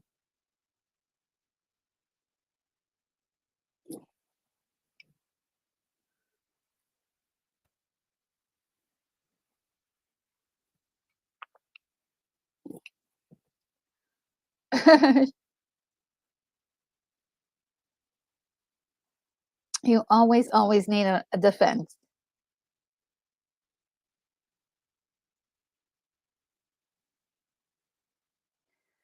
Yeah, I think that's one of the lessons of this story is that no matter how society create, you must have a defense, a formidable one as well.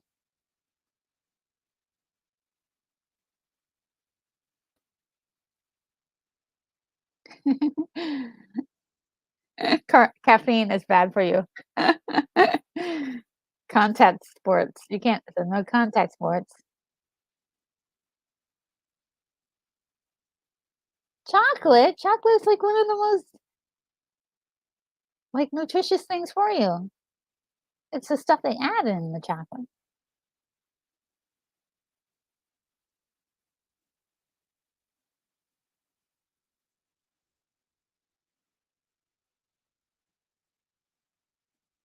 Yeah, yeah. He doesn't have to do this.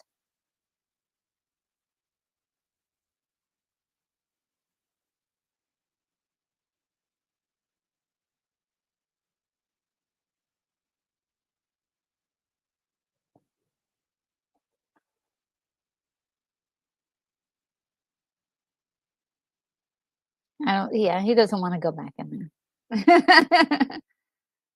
As tough as as tough as he is, he's like, "Nah, okay, I'll take my chances out here in the crazy new world."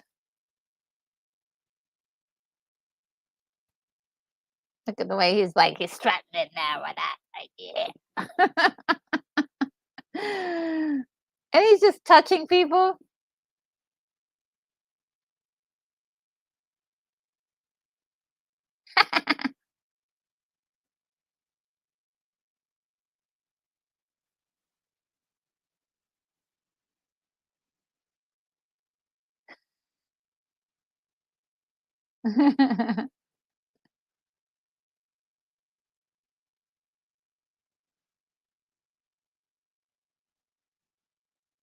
The 3 shows. Oh, no. Oh my goodness, William Blake Hall. I'm so sorry you guys have ads. I am super, super sorry you guys have ads. I am sorry. Um,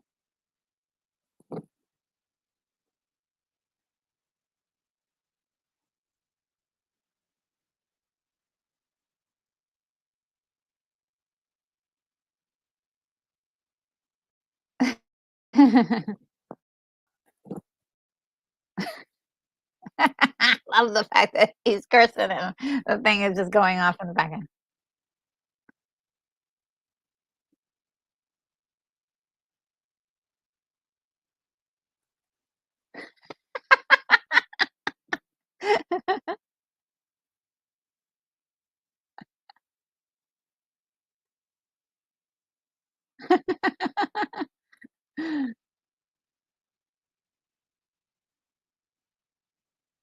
He's gonna use paper paper for as toilet paper. Ouchie. That's all I have to say is ouchie. But now they have bidets where, a little bit of water takes care of everything. I think that would be probably more what the future might be, more along those lines. And William Blake Hall says, "Hey, for once, I'm practically synchronized." Oh, awesome.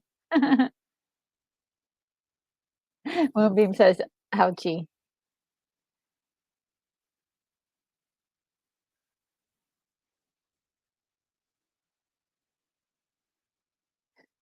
You're going back.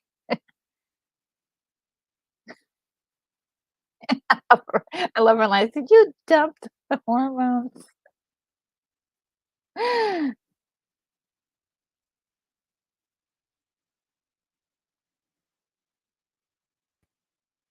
Look at how happy he is.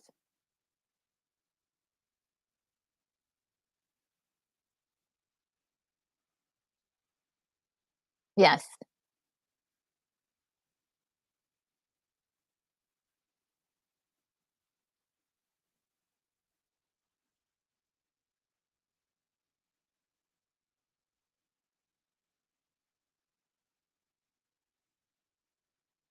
He's like, "Oh, snap. You may be right. You may be in trouble." Ah, this is the best. This is like one of my favorite scenes. Ah, and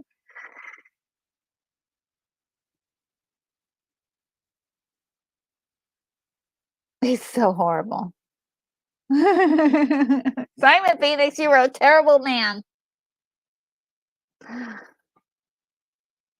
They have pictures of violence. This it's like, "Oh, violence is it belongs in a museum." Very interesting. It's a relic of a past for these people.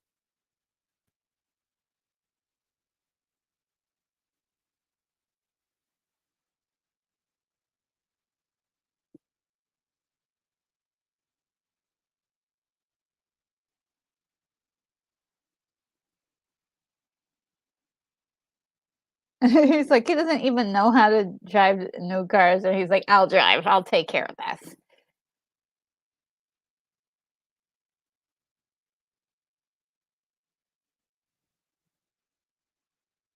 He's too proud to say, "Oh, yeah, he's okay." He said, "You drive." It's gonna be much easy.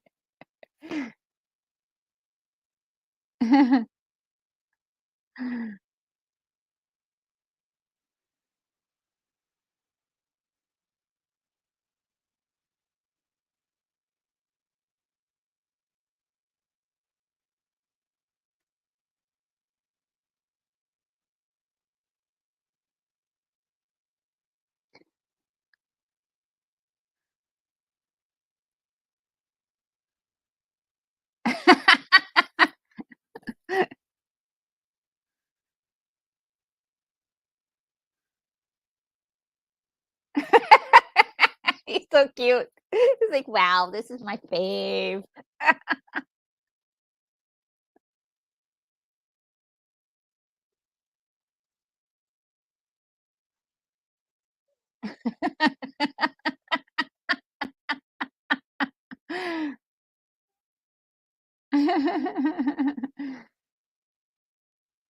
Oh, man, so good.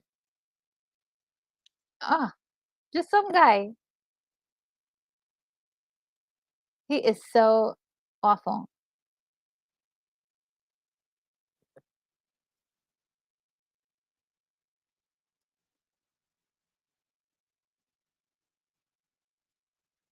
And in the background, when he curses in the background, it just says the lady with the verbal, variety, um, you can hear her in the background. This guy.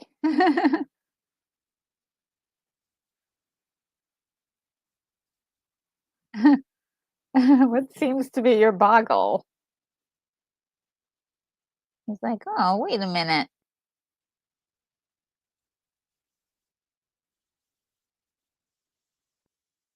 poor guy. He just wanted to help out a customer or a patron, and this is what he gets." And I've got buffering. Yeah, okay. See, I love smart people. I love smart villains and smart protagonists. He's like, "Wait a minute. Wait a minute. This is the future. Where are my future guns?"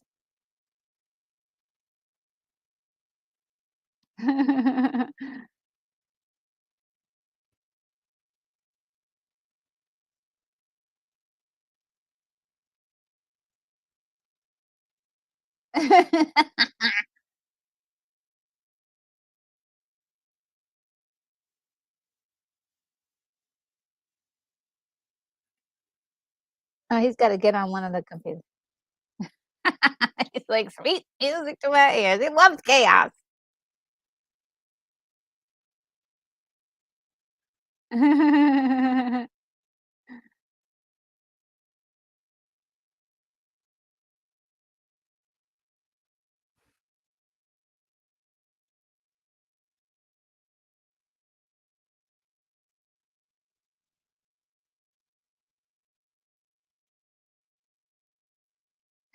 Rambo. You see that? A nice little, in-house reference.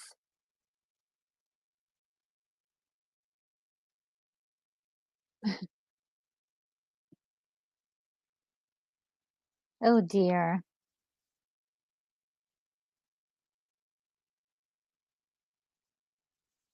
Poor guy. See, he doesn't he uses the same logic as Simon Phoenix. Some guy.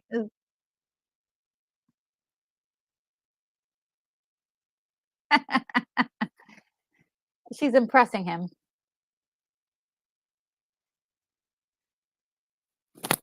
He's like, "Oh, this one's got some merit right there."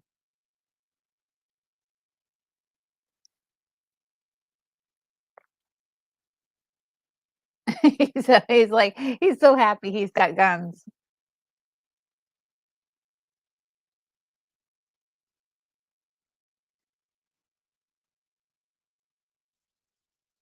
Oh, snap.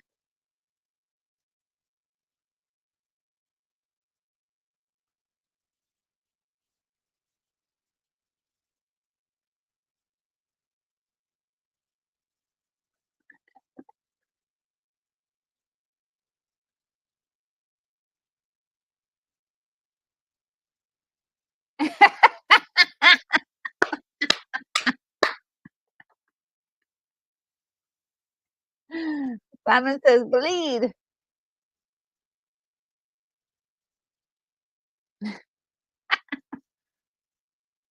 Mm.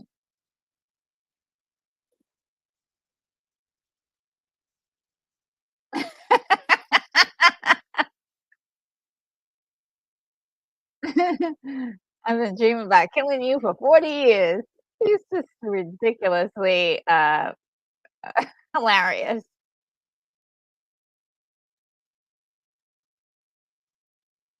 You need to get one of those future guns, man. Seriously.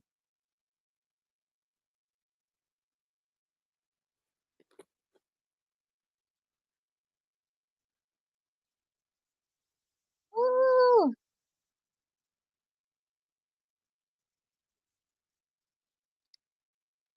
Oh boy.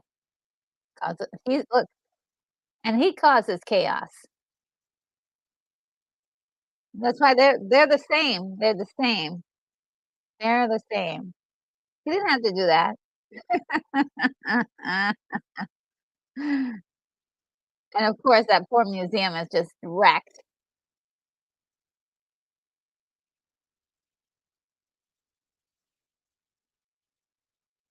Ooh.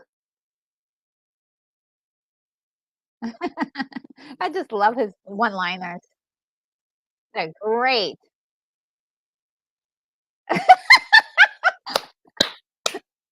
It's like, "Oh, I love this guy."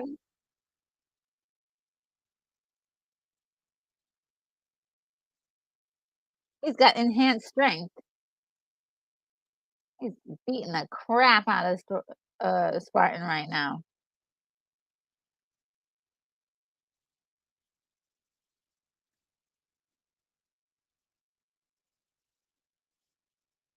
He's so much stronger.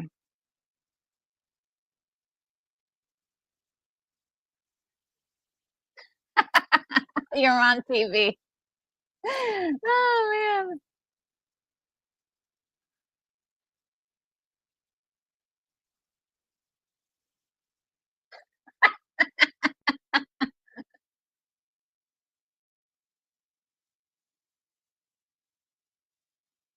What? Run.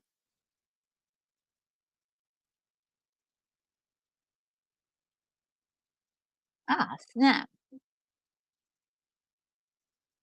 Yeah, he's taking his opportunity to get out of there. His his bigger goals are much bigger or much more important than killing him at that moment, killing, John Spartan at the moment. So he's like, "Okay, let me get away to regroup, and then we'll get you later."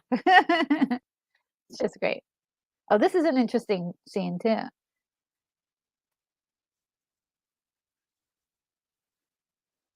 Whoa! Yeah, he aimed directly at him, and he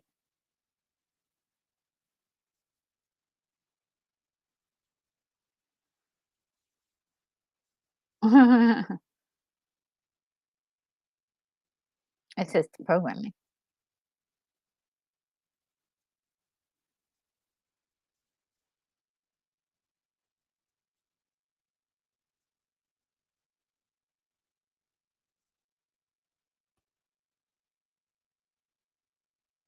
He approached this all wrong.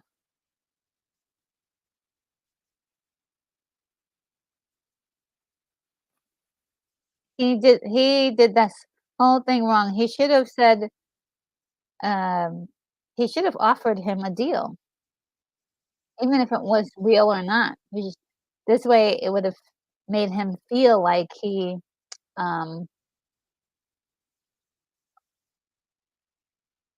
didn't make him feel like a puppet. Because I think this is what Simon really didn't like about this whole thing.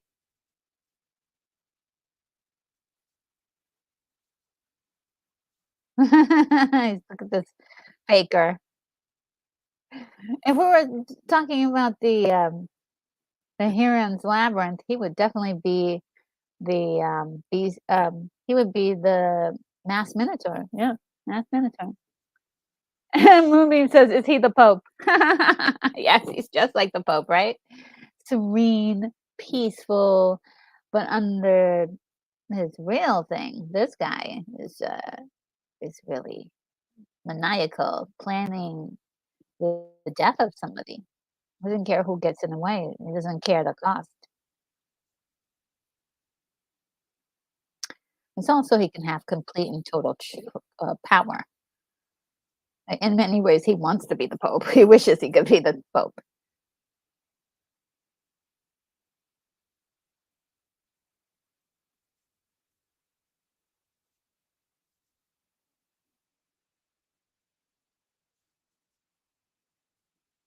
And the chief was pooping blue bricks right then. He was like, "Oh snap! Am I in trouble? Oh God!"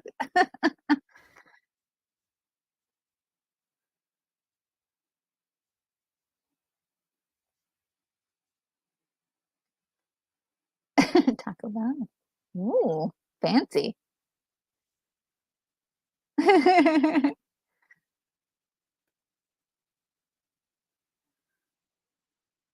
And she's like, just so excited.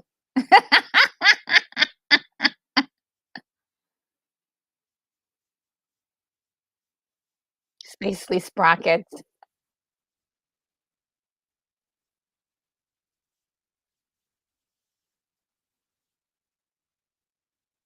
So that means he was around during the time uh,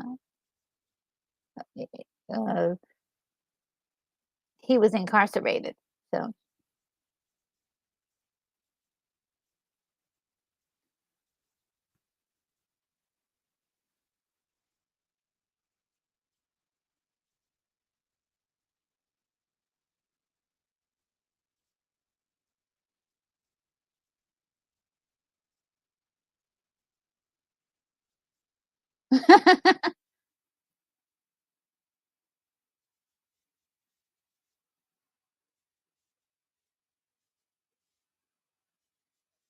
see, he's not in many ways.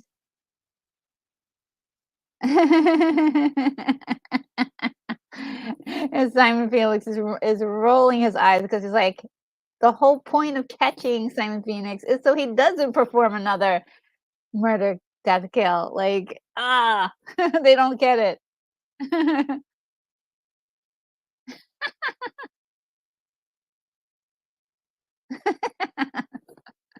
Arnold Schwarzenegger mentions.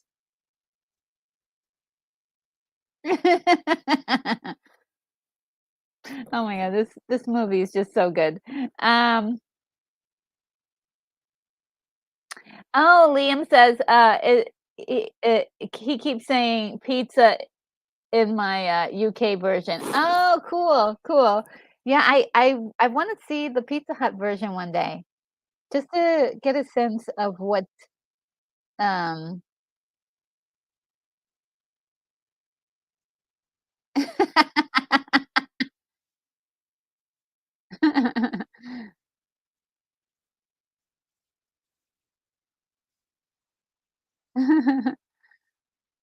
I love that guy. Even though he's a bad guy, yes.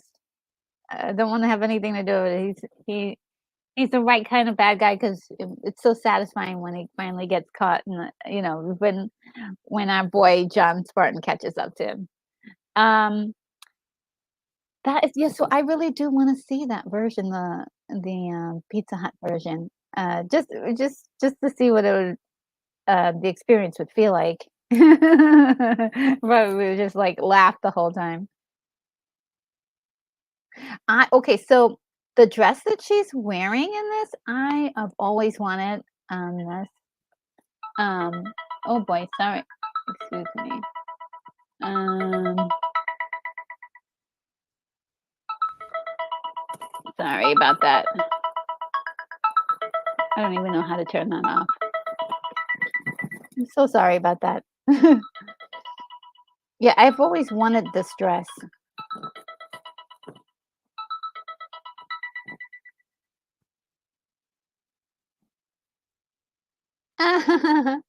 Enjoy your meal.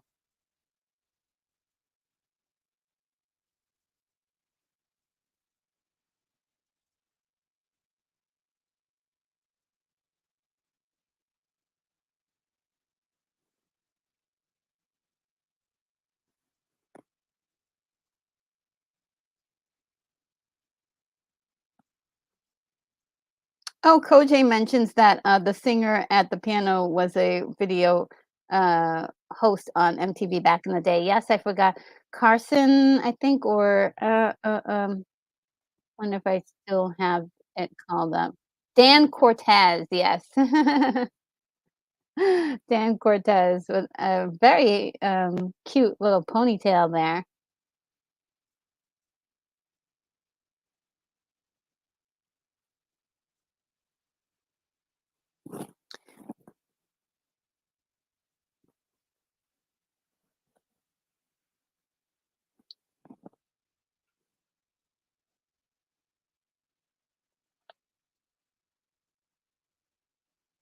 Rotting cesspool of hate and suffering.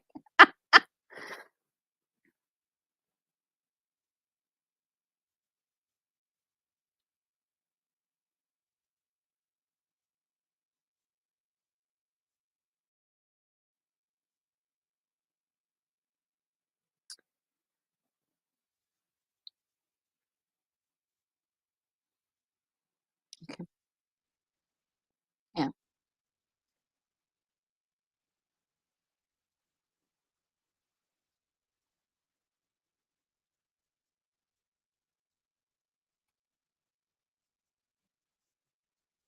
I'm a few seconds behind, the the recording. Um,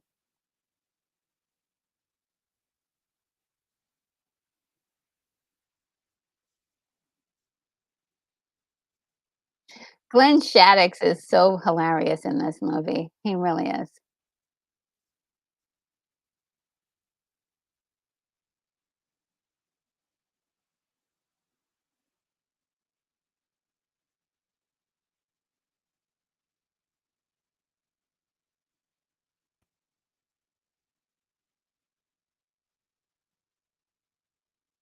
Okay, I think I've caught up.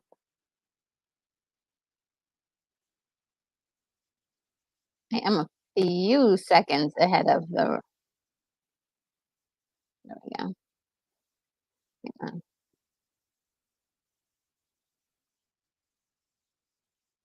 They had bad timing. They did not know that the president was right at that Taco Bell when they were doing this operation.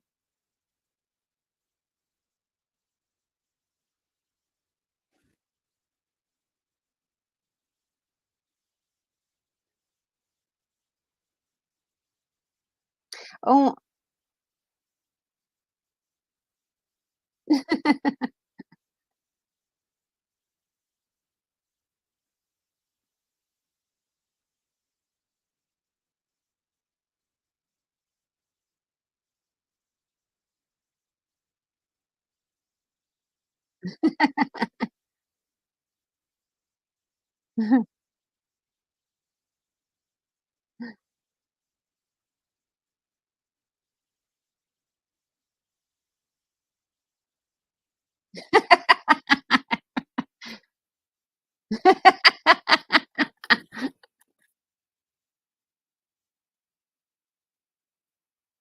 I love the look on, that guy's face.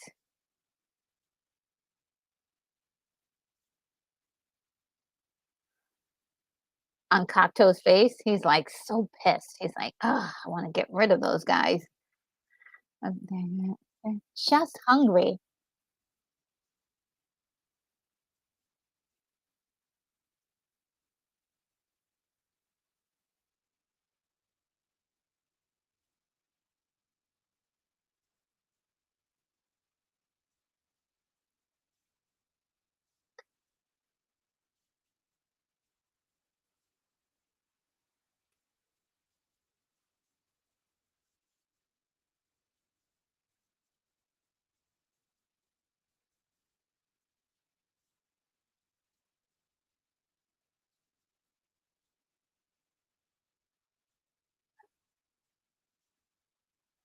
Ah, see how astute he is? He can see this. He's just doesn't get wrapped up in the whole "I'm a hero" thing. He knows. He sees, he's looking. I love that. That's why we like him because he's not just a crazy, insane, macho, I'm gonna fight and beat up Simon Phoenix, with just that one single goal. He's looking at the bigger picture. He's Yes, see, she thought that he was that way.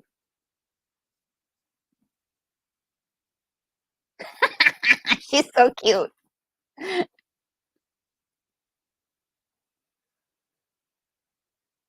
She's adorable.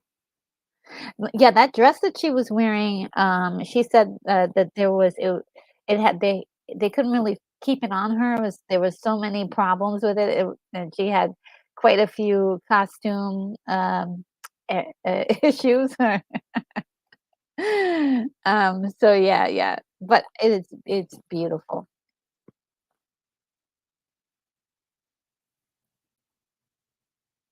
You're not supposed to touch. I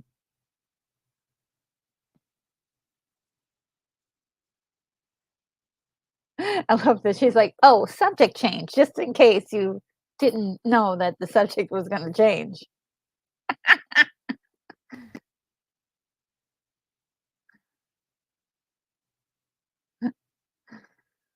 Oh, boy. Oh, these guys.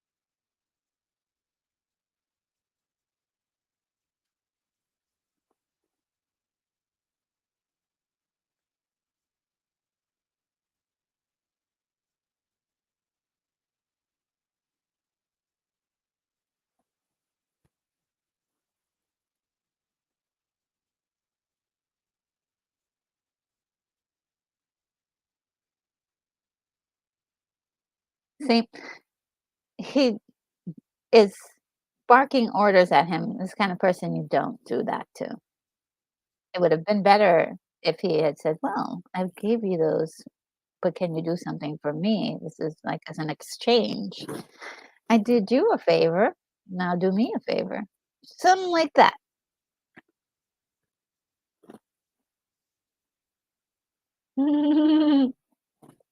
Nobody from New York.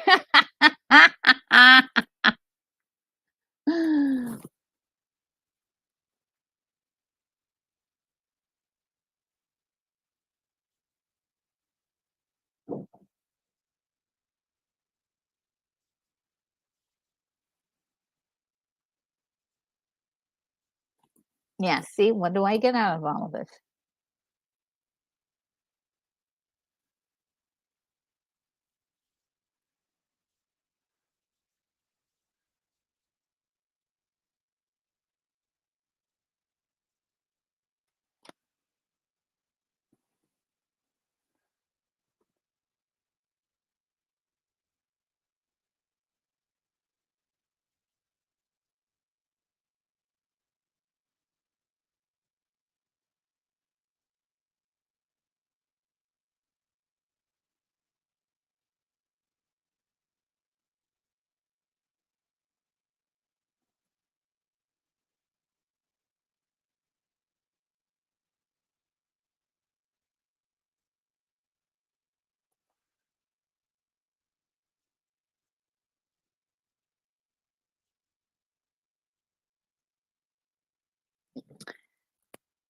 Uh.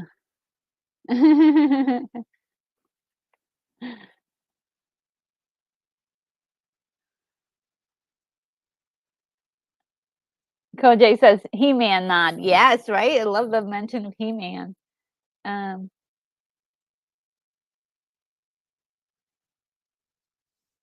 uh,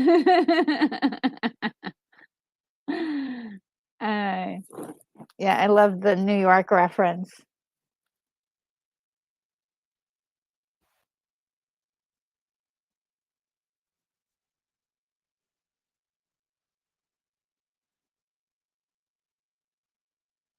Oh, Pepsi replacement. Look at her. She's like, I'm I'm wondering what? He's like, yeah.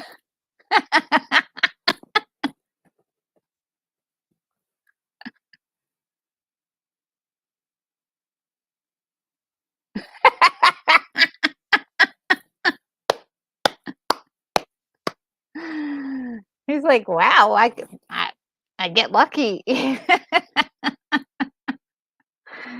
We're not gonna discuss their possible age difference.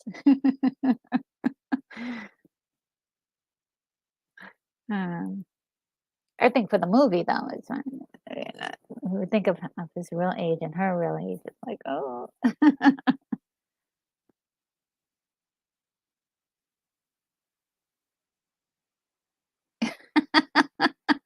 this is the most. This scene really reminds me a lot of the scene in Barbarella where they have Earth sex. Just, oh my god, so funny.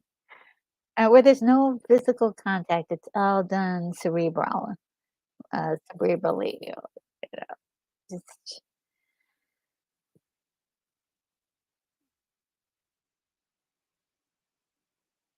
playing the Love Boat in the background. So good.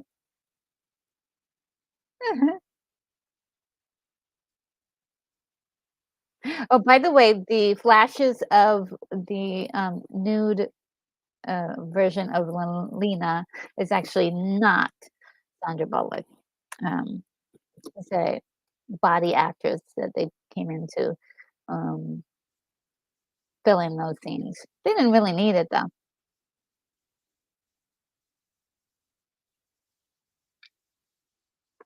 Though if you're, sensitive to seizures and things like that, you probably don't wanna watch this part because I think there's, like, a lot of flashing. I should have warned beforehand, sorry about that.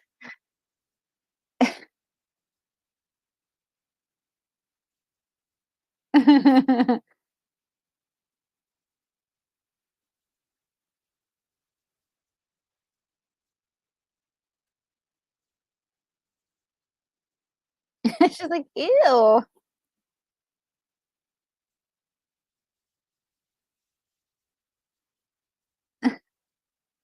it's no longer done." She's so pissed at him. "How could you come up with that idea?"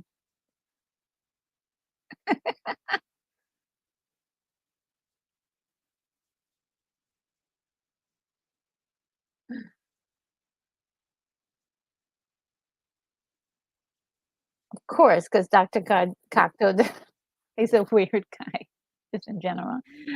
Ah, Bonzo Kilborn is here. Hello, Bonzo. He says, "Your smile is more dazzling than any flashing screen." Aw, you're so sweet.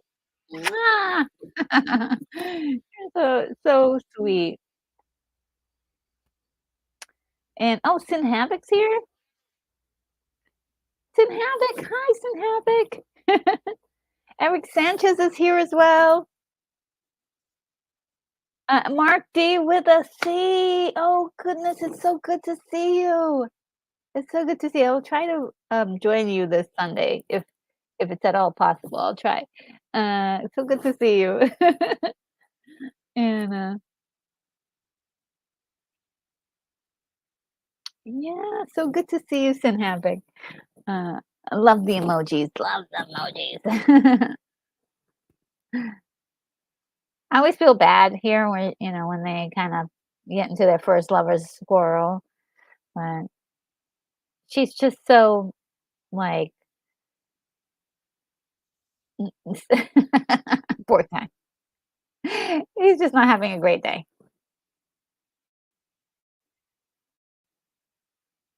Oh no, I have buffering. He is so jacked in this movie. It's ridiculous. I mean, he just banned all carbs from uh the seashells. Yeah, I don't know how it happened, but I'm a few seconds after behind you guys again. And that's because of the buffering. Buffering.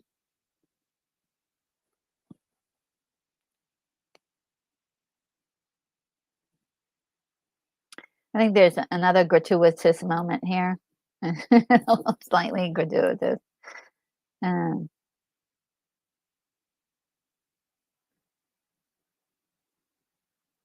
I love how he's like learning about this society and learning about, you know, like little things, trying to get used to stuff. Engineering.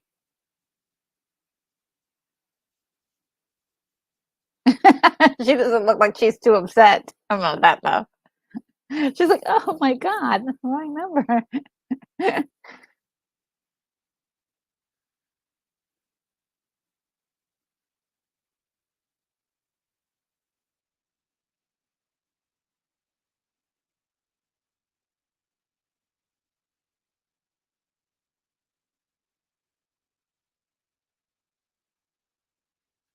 He missed.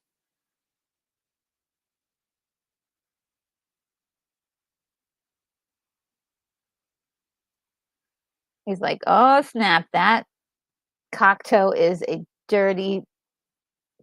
Oh. And then this is so cute.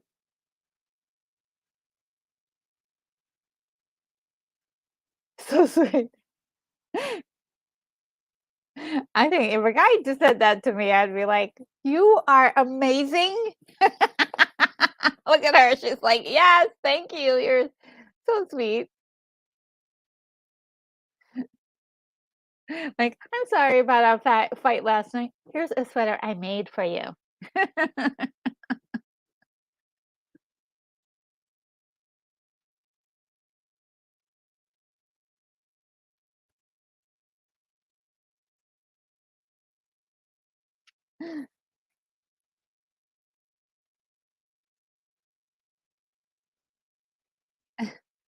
Yeah, and I wonder if they'll be able to do this in the future to help people, like, become masters of skills and things like that. We may get to the point. We may get to that point.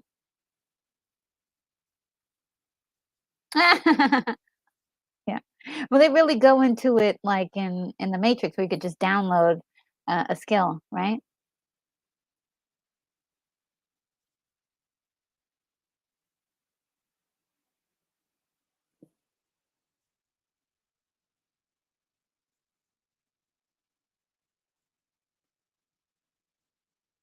Ooh, yeah. See, red flags. By the way, I love her haircut. It's so perfect for the shape of her face and just like just works so nicely.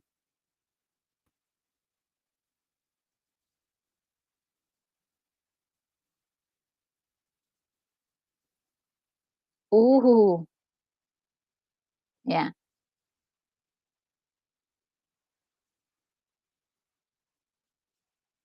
yes, of course.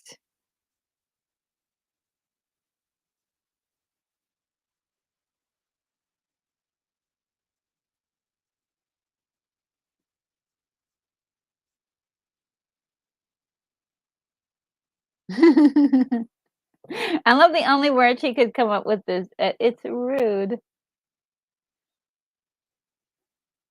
And Koj says they enhanced his violent behavior too, which was violent enough to begin with, right? Like, how do you do that? And oh, Koj also says that the hero worship too is being challenged. Wow, so true, so true.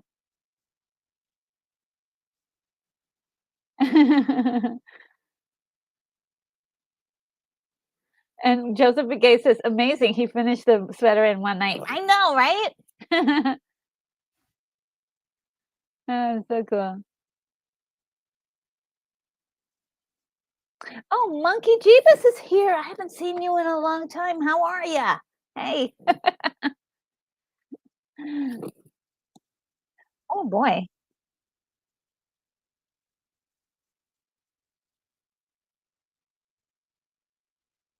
Yes.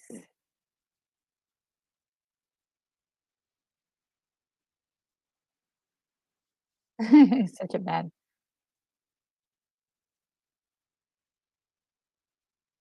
Whoa.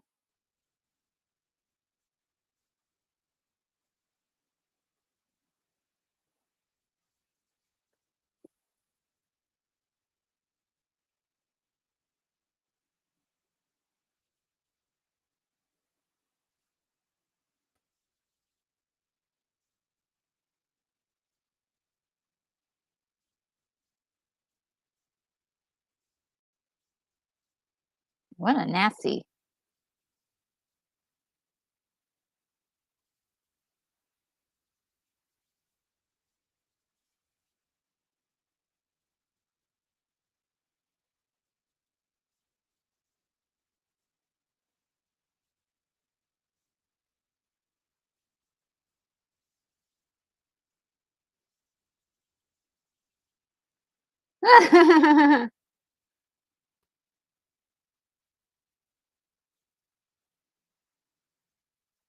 Also, they do not have the manpower to take in um, John Spartan by force. Okay, they just don't.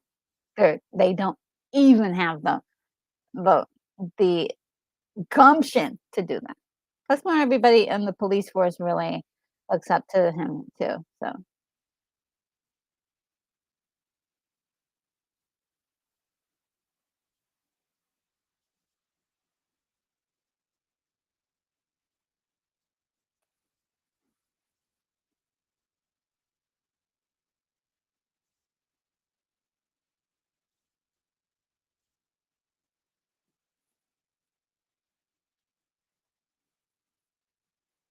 I'm a hurt locker.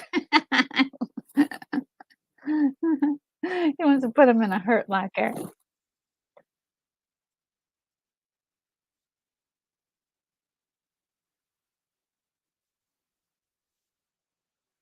Joseph Begay says, surprised Stallone didn't get a ticket for each gunshot for violating some excessive sound level audience. Yeah. I know, right? Oh, it's too loud. You get a ticket. She's like, "Ugh." That would be me. That would be me. I'm like, "Oh, no, it's so unclean and it stinks down here. I wanna go home." I love that part.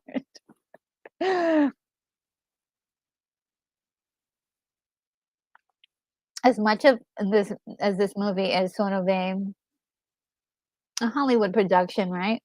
There's also, like, a little bit of realism in it that I kinda enjoy. It's kind of making fun of sarcasm, uh, in a very comedic way. Also dealing with this stuff, like, look at this. These guys are in poverty, you have the extreme rich, or people who are just surviving in the world, uh, following the rules, and then there are people who are just like, "Okay, we don't wanna follow the rules, but now we're also, like, in the pit of despair almost, with very little to eat, and what there is to eat isn't really nutritious."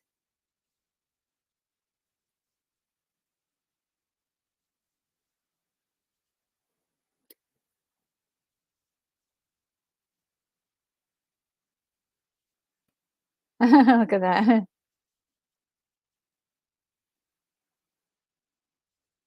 Ew.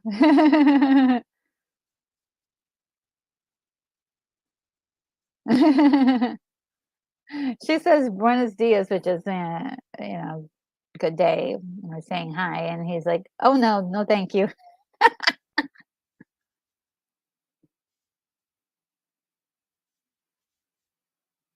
It's Samantha.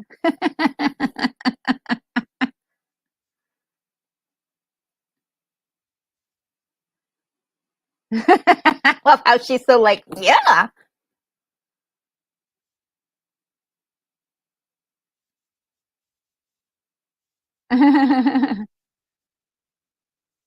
He's like, "Let me wash this down with some beer." And he finishes the whole thing. I love he's like, shoves the whole thing in his mouth.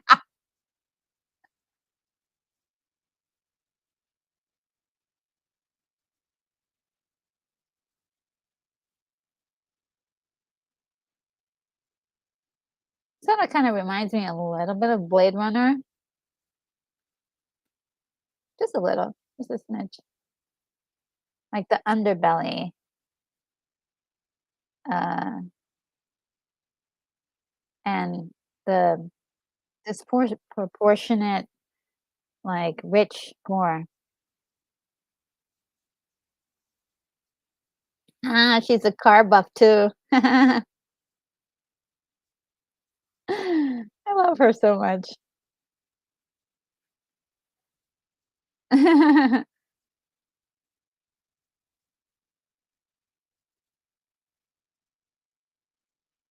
There he is. Edgar Friendly, played by Dennis Leary.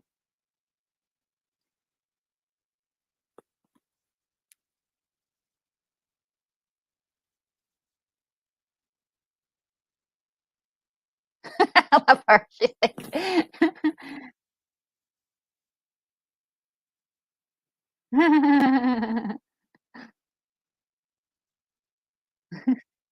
So you think you're taking me in, huh?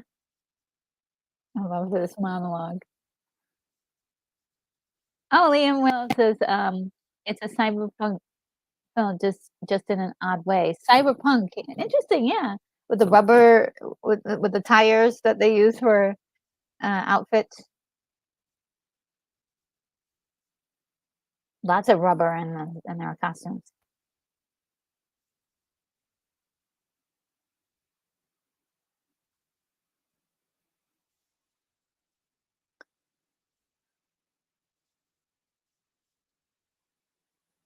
Yeah,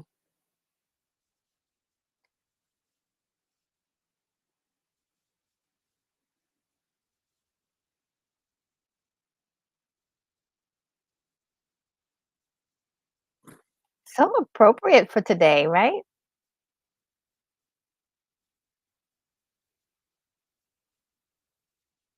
I love John Spartan's face while he's got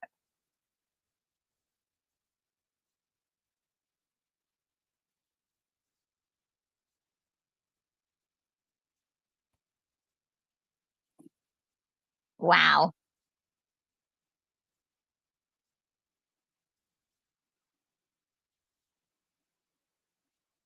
Well, that was like what, 22 years ago? 21 years ago?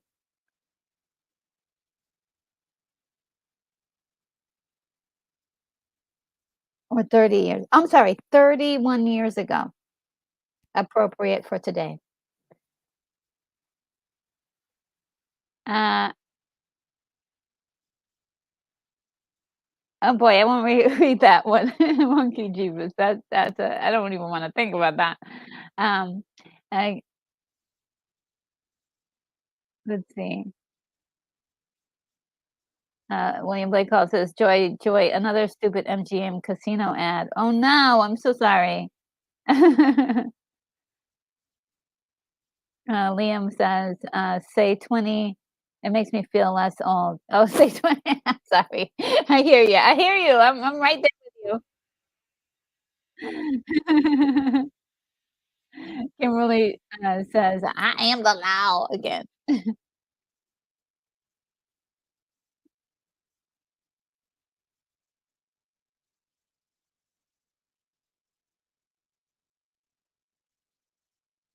I'm trying to figure out where do they find these girls, the hot babes from? They just were like, "Hey, let's go out some hot babes too." Oh, man.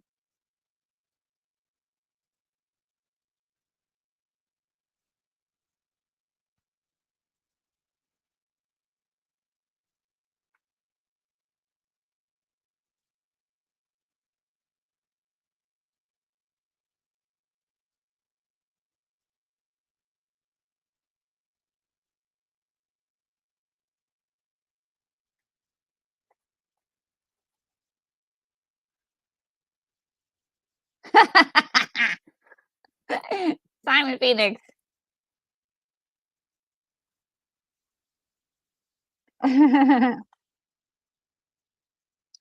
John Spartan thinking quick on his feet, okay?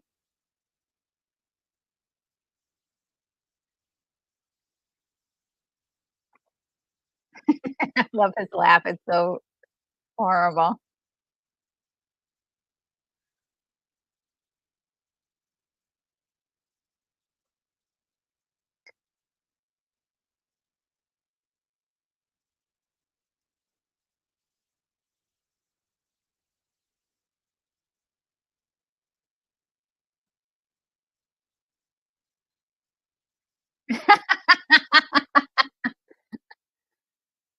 In many ways, Edgar saved his life there. He saved John Spartan then. Oh, no.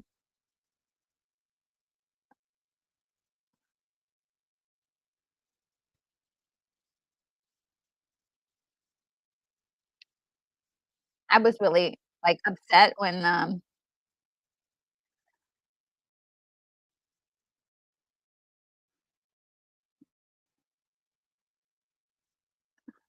Jack Black is somewhere in this scene too. Yeah, I was really upset when Garcia, tried to face off with, Simon Phoenix. I was like, "Oh, no, boy, you're not ready for this."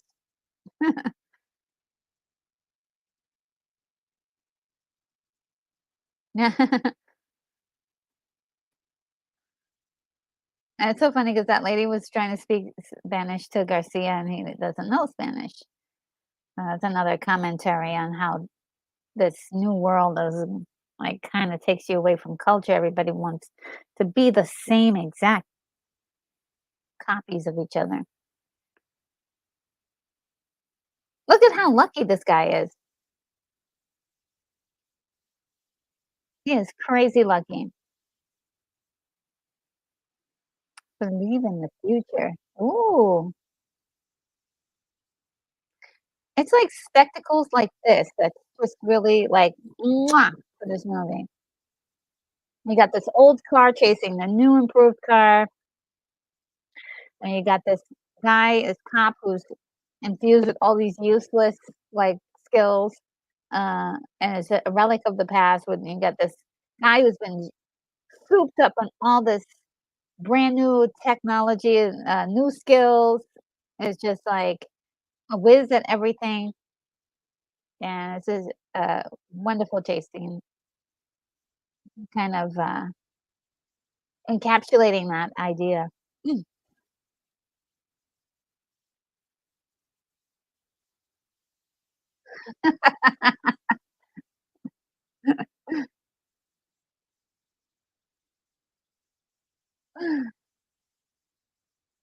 I just love the dialogue. It's so witty and hilarious.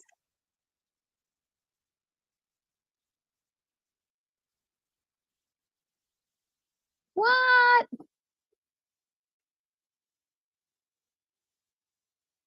It's like, that is just lovely. I'm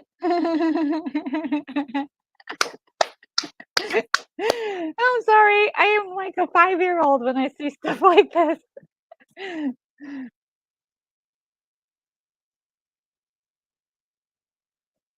Let's see what you guys have to say.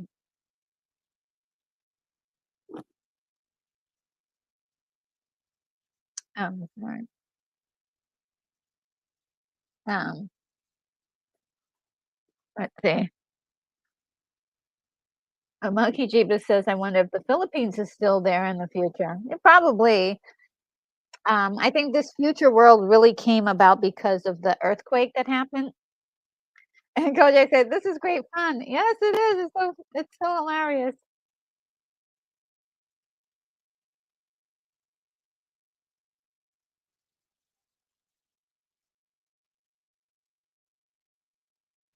Yeah, Moonbeam says, "John Spartan, Phoenix, how dare you attack my snack shop?" Yes.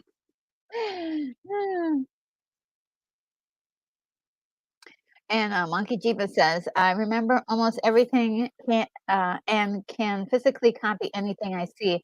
I used to watch movies when then cartoons to get the speed I needed." Hmm.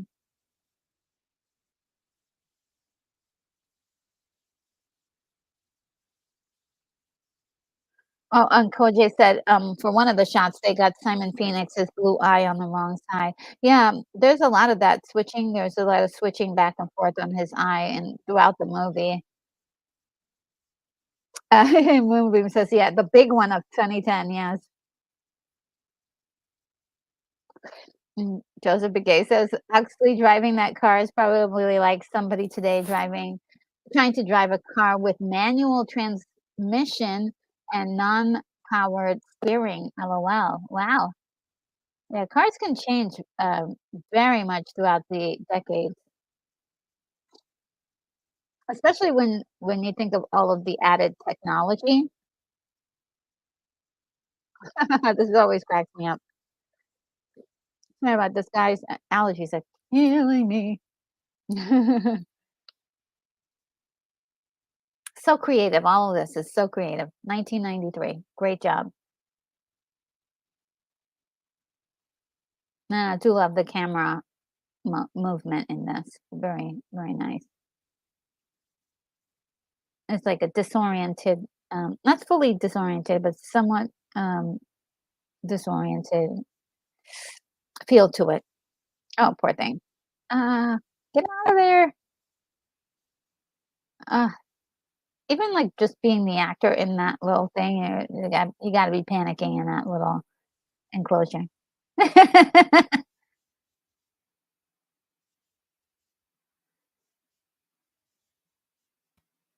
She's like, "It saved your life." Look at him. I love that he's mad that he knows how to sew.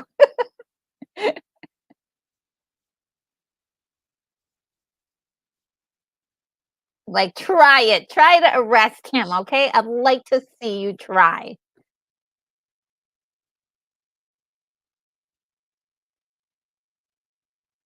All right, the underground crowd is here.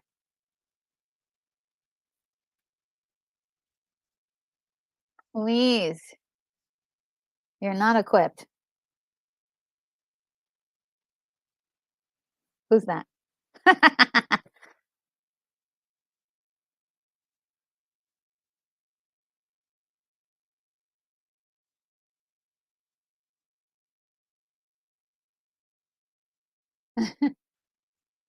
I love this. I love the look on Garcia's face. He's like, "You guys are on the wrong team. This is way more fun."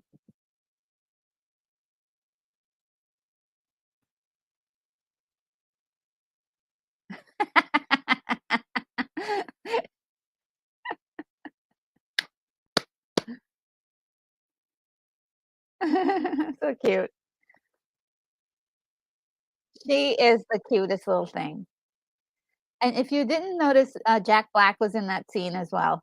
And I believe, somebody mistaken me, but, um, John Spartan's daughter shows up in here, but I think at the end, but she's, they don't really focus on her or even mention her in the story.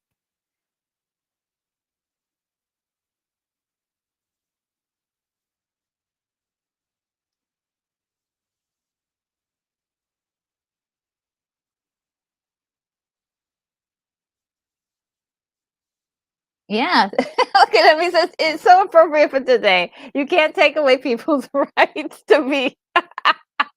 Guys, you see the brilliance of this movie? Come on. This is like brilliant stuff. It's like you could literally like clip pieces of this movie and post it for today's audience with y- it just makes so much sense. There's a lot of things you can control, but the one thing you can't control is other people, you know, especially their thoughts and the way they feel.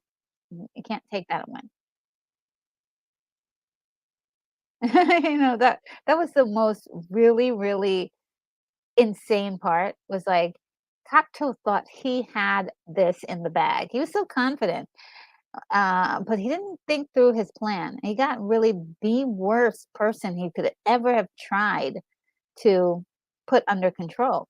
You needed somebody who was sort of like the driver in the crime scene, not the actual like person who created the crime. You know what I mean? You need like a henchman, small like crime dude who's used to taking orders.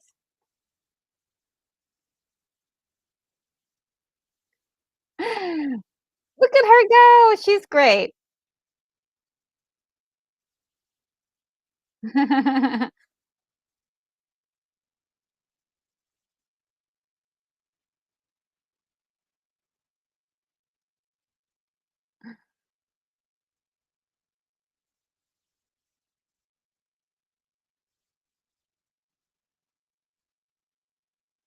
Oh, that's her first time, doing something like that.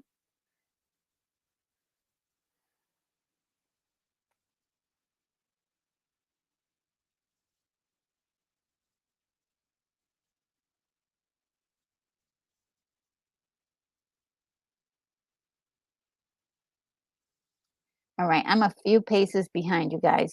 Let's see.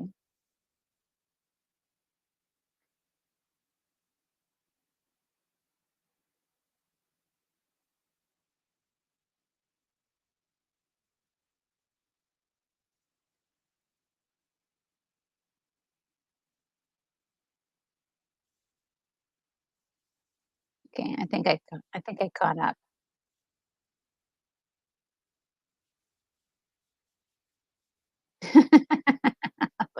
Most of these guys don't even like their own mothers.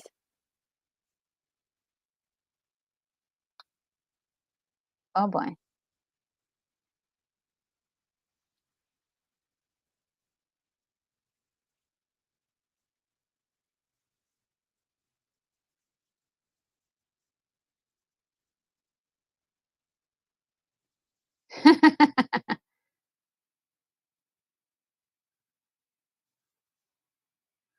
Aw.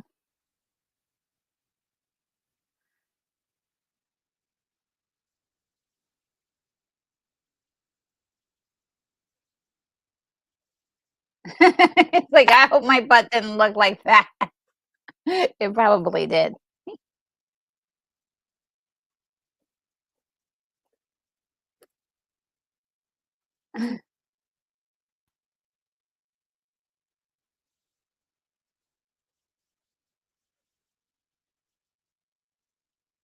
He's so evil.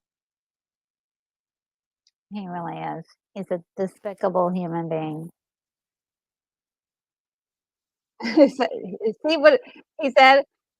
Send in a maniac to catch a maniac, which is, letting you know that, he's also, just as crazy as Simon. Just luckily doesn't have his philosophy of just completely disregarding life.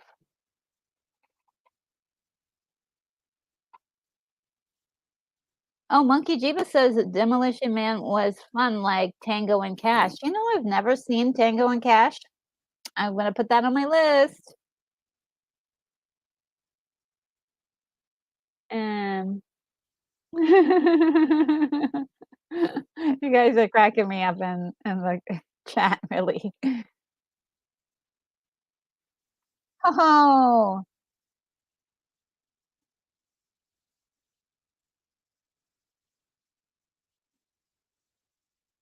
I love, like, John Spartan and his get up and everything. He's got his cap on, he's, like, ready, he's like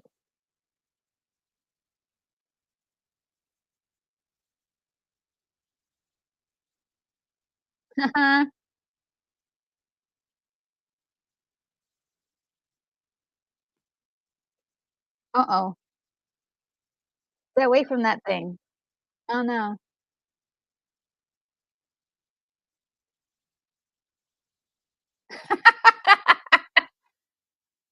He's like, "I wish you the best of luck, sir. I'm out of here."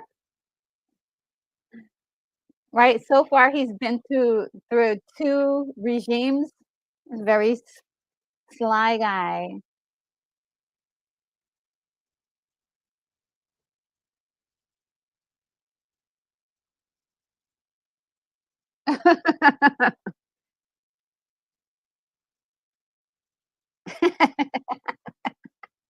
Darn it.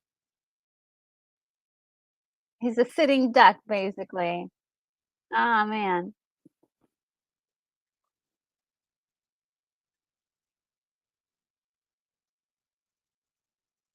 See, this is him playing around.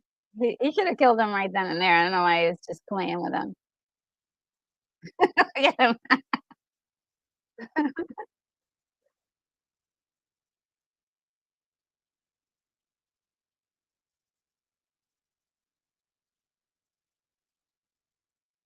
I think he thought he had some time to mess around.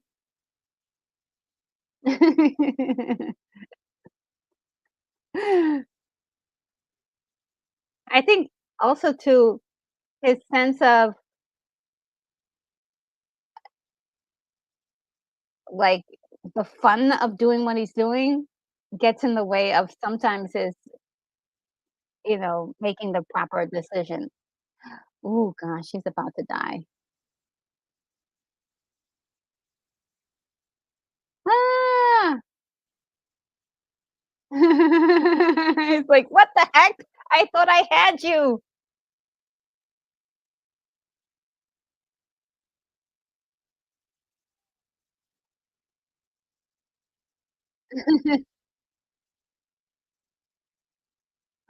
This thing is sick.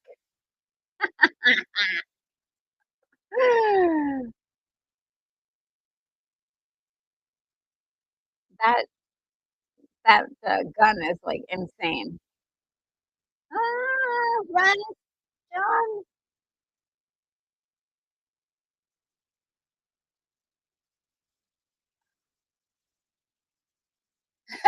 What am I doing wrong?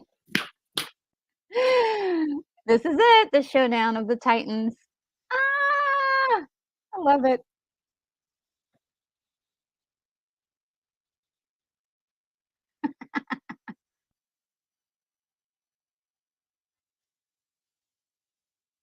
Yeah, that was Simon Phoenix's line, right? "Is it cold in here or is it just me?" Before he blew up the place.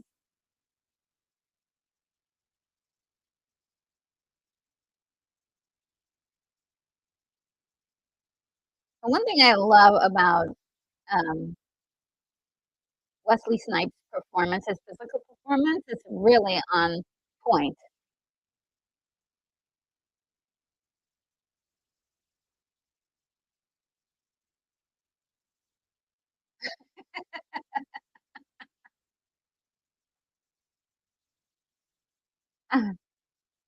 Clash of the Titans, baby.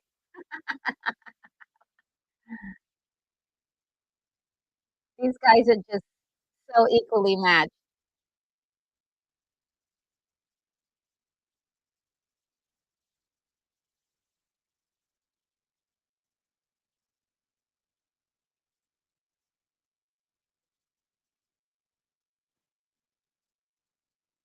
Uh-oh.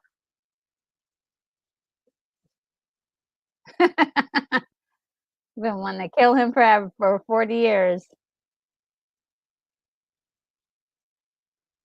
It's like, "Ah, schnock."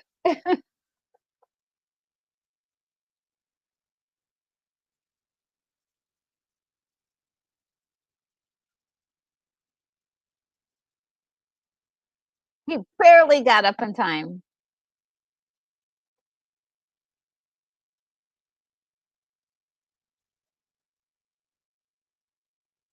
Ah, brutal, brutal. Oh, man.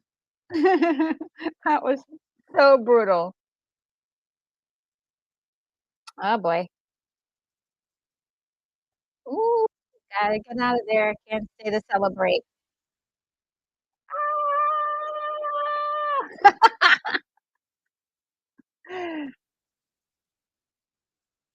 This was one of the biggest explosions, wow, wow, wow.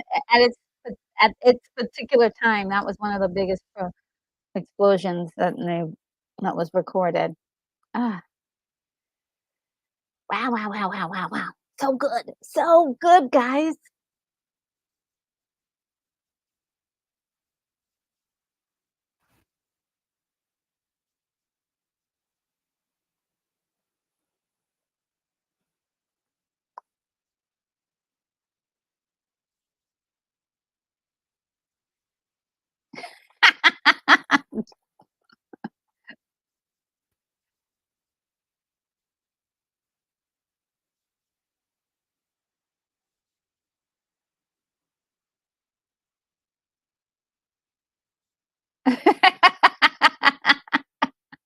Garcia.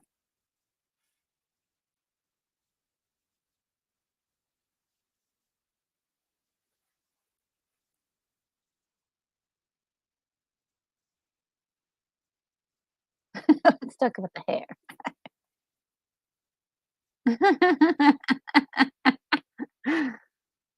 Oh, I love it. Now, see, what would really love to see is how the world became after this movie.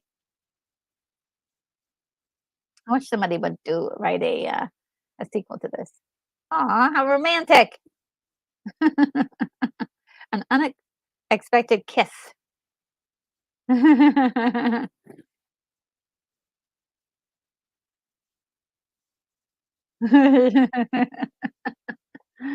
Aw, how sweet.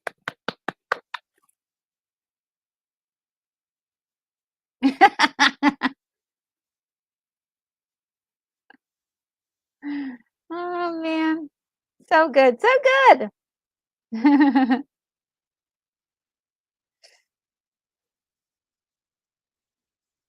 Oh my goodness. Woo! Hold on one second, guys. I've got, to take care of this, as we listen to, I believe Sting it is, that's doing the final track song, Demolition Man. I am going to, take care of some allergy issues.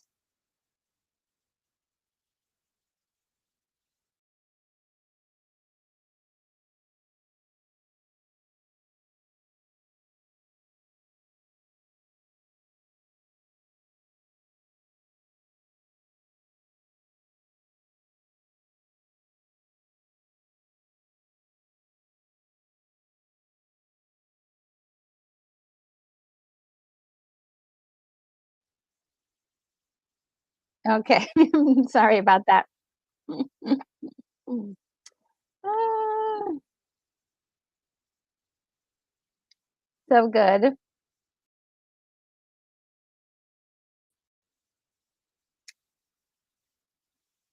Alright. That was so good. That was so, so, so good. Oh my god.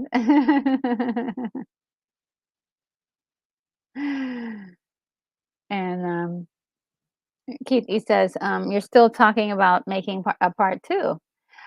Well, making a part 2, I don't think they're like Demolition Man 2 would be kind of, um, too cheesy, but sort of like a a different movie set in a world after all of this has happened, just to see what kind of world they develop of sort of the mixture of the order of Cocteau's world and the also sort of um, the free spiritness of the underground peoples and them coming together to build something where people, can eat.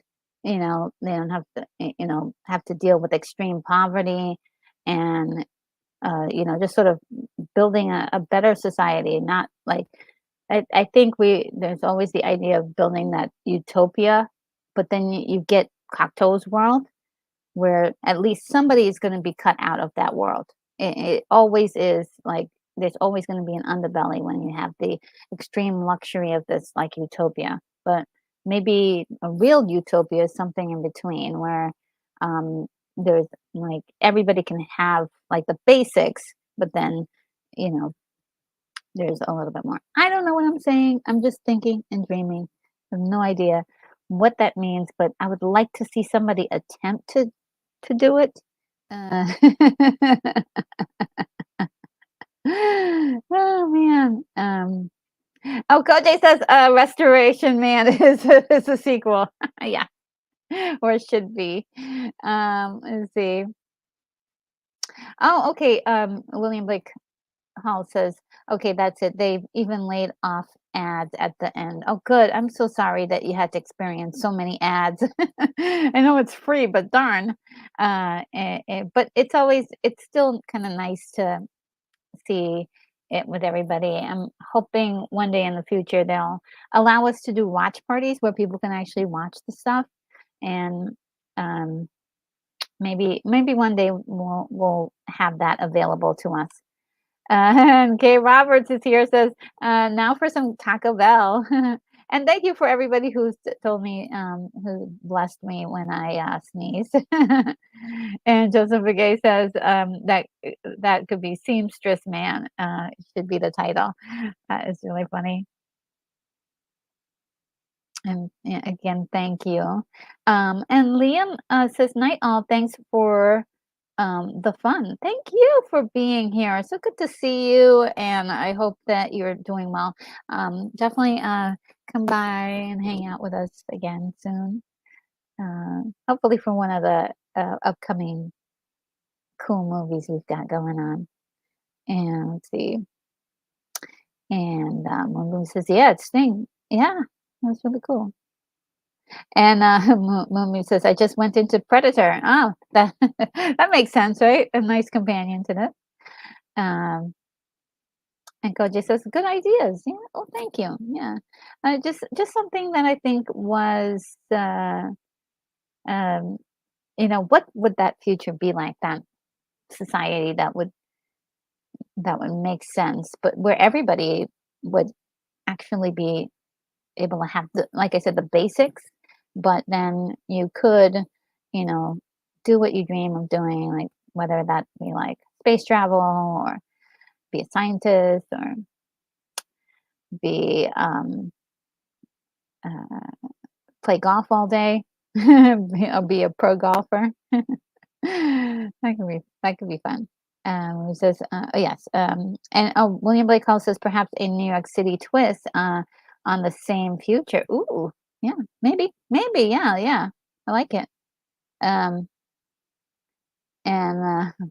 Kimberly Anhart says, allergy pills will carry you in seconds. Well, I'm allergic to almost everything. I'm such a little tender flower. That I am allergic to almost everything, so I have to be very careful with that. It sometimes leaves me in a zombified state where I'm like, oh, it'll get rid of the allergies and my personality. So you win some, you lose some. Yeah. So while we're at this point here, I will begin the process of letting you guys know what's coming up next, because it is going to be a lot of fun. I think the next live stream is going to be Tuesday, where I'm going to be, right, Tuesday, Gargoyles is next. Let me just let me pull up my little document I usually use to see what I'm doing. It's better to be accurate than to just guess at this. Yes. Okay. So, wow, we're at the very end of June, about to go into July, which is really insane, but also exciting. Oh, guys, also later on today, in about an hour, I'm gonna be over at Lorena Creole's channel, and we're gonna watch Star Trek 4. That's gonna be a lot of fun. Do check us out. Um, then I'm gonna try to get to Mark D with C's stream tomorrow night to see. It might be a little tough for me. I've been really stressed out and have not been feeling fantastic. And of course, my whole situation with that happened Thursday night. I'm a little bit disheveled. I'm in editing hell right now because I got a whole bunch of stuff to edit, but you guys are gonna love what I have planned for you. And yeah, there's a lot going on. So I'm gonna try my hardest to go to that stream, to give him that support. And let's see. So Gargoyles week 17. Wow, we're really almost at the end of this entire series with the Gargoyles. We're that this is week 17 is going to be the finale of season 2, Hunter's Moon, for anybody who knows about the show. And that is the big 3-episode finale. It's going to be fantastic. Then I've got 18, 19, 20, and 21. So only 4 more sessions to go, and then we'll be all done with that. And after that, I won't be doing any more Tuesday streams, just because I'll be using that time to work on the big projects that I've got coming up. And the big projects are, of course, what I've been talking about the whole time, definitely my web series that I'm going to start, and like actually getting some things a little bit more solid on those. Um, so stay tuned, everybody. What else? Okay, next week. What is the watch party for next week? The next week's watch party is going to be Fire and Ice, everybody. Yay!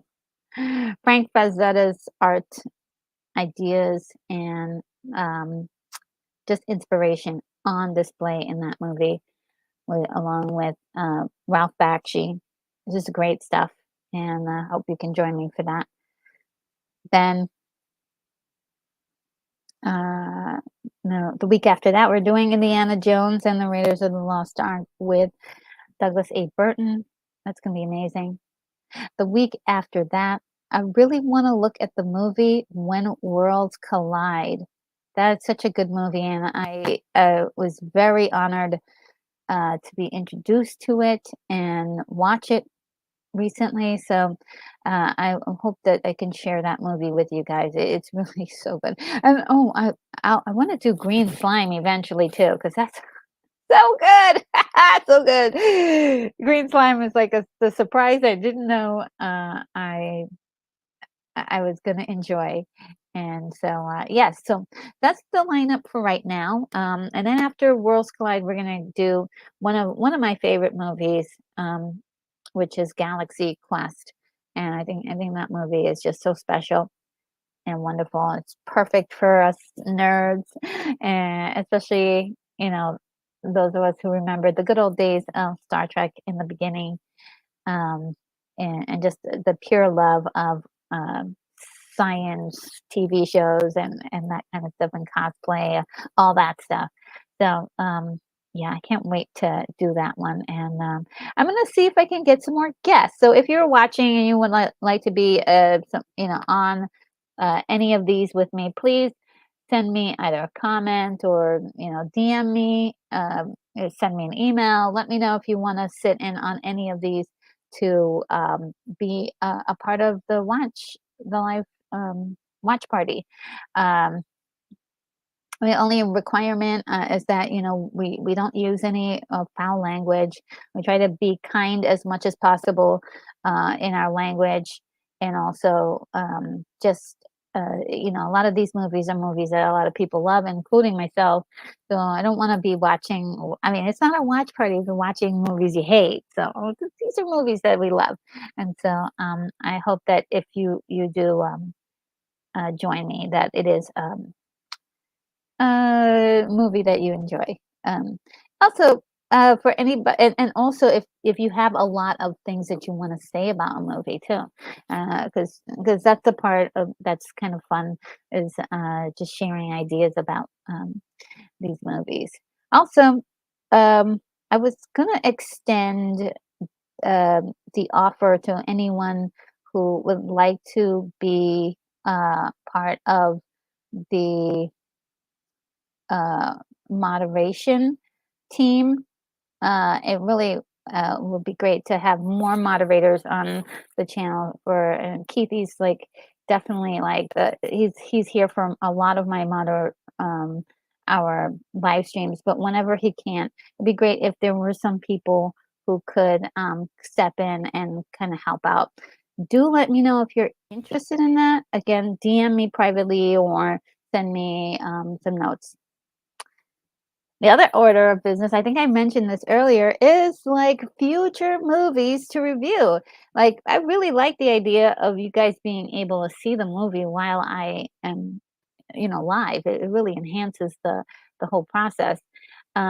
So what I might do the next time we do like a Tubi, well, it's hard because I've done a Tubi stream before where you get the ads show up and you kind of try to time it out when other people are doing the ads. You don't always get the ads at the very same time. That's the bad part of Tubi is that you don't get the ads all at the same time. So that's the only thing. So, but let's look at other options. Like if there are any movies on YouTube that you think maybe would be great retro movies for us to review, do let me know. Send them to me, and I will see about doing just that. It would be kind of a good thing if all of us were able to see a lot of the movies like that. So again, let me know. Let me know. Let me know all your thoughts. And I think that is it. Let me see what you guys are saying in the chat. Um, and Kimberly says, Star Trek: The Voyage Home. Yes, it's really, really, it's one I haven't seen in a while, and so I can't wait to see it. Um, and Koji says, "Oh, nice, Star Trek 4. I think it was my first Star Trek. Oh, really? Huh." And yeah, all right, yeah, you guys like that one. Yeah, we're gonna be doing a whole bunch of the Star Trek movies over on Lorena's channel.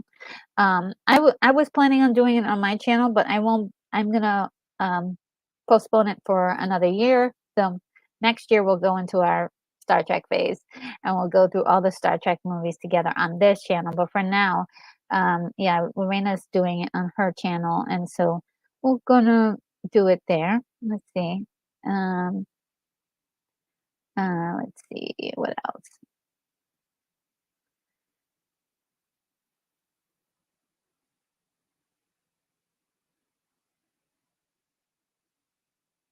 And Koji says I had the audio story cassette tape as a kid of it. Oh wow, that's pretty cool.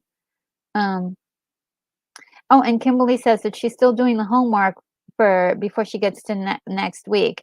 Yes, yes. So, guys, if you want to join us, you don't have to do the homework, but it would be nice if you did the homework, which is just binge watching all of the Gargoyle shows up until the for the first and second seasons. You can stop after that because we're doing the finale to the second season on Tuesday. And Koji says, I love Ralph Bakshi as a director, yeah, of Fire and Ice. Yes, he's fantastic. Yeah, William Blake Hall says, Fire and Ice, it's cool. It's cool, yes. Half of it. Oh, you don't like all of it? Um, and William Blake Hall says, like Raiders, I may actually be able to see a copy of When Worlds Collide. Oh, cool, cool, cool, cool. And green slime. Oh yeah, like, like green slime. The way that guy sings it in the credits. And William also says Galaxy Quest is a better Star Trek movie than most Star Trek movies. Yes, it is really. It's got something special about it too. that just makes me smile. And the acting, the actors, Sigourney Weaver, it's just great.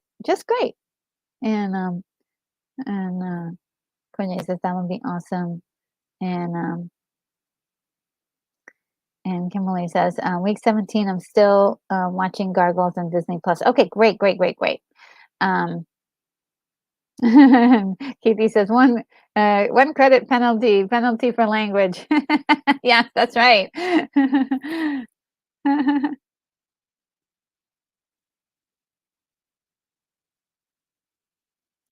And Koji says there were some great 1960s Italian Greek hero movies dubbed in English on YouTube. Yes, they are. I think there's one I saw recently that was really so good. I think it was I put it in the for the members, but I should make that public soon.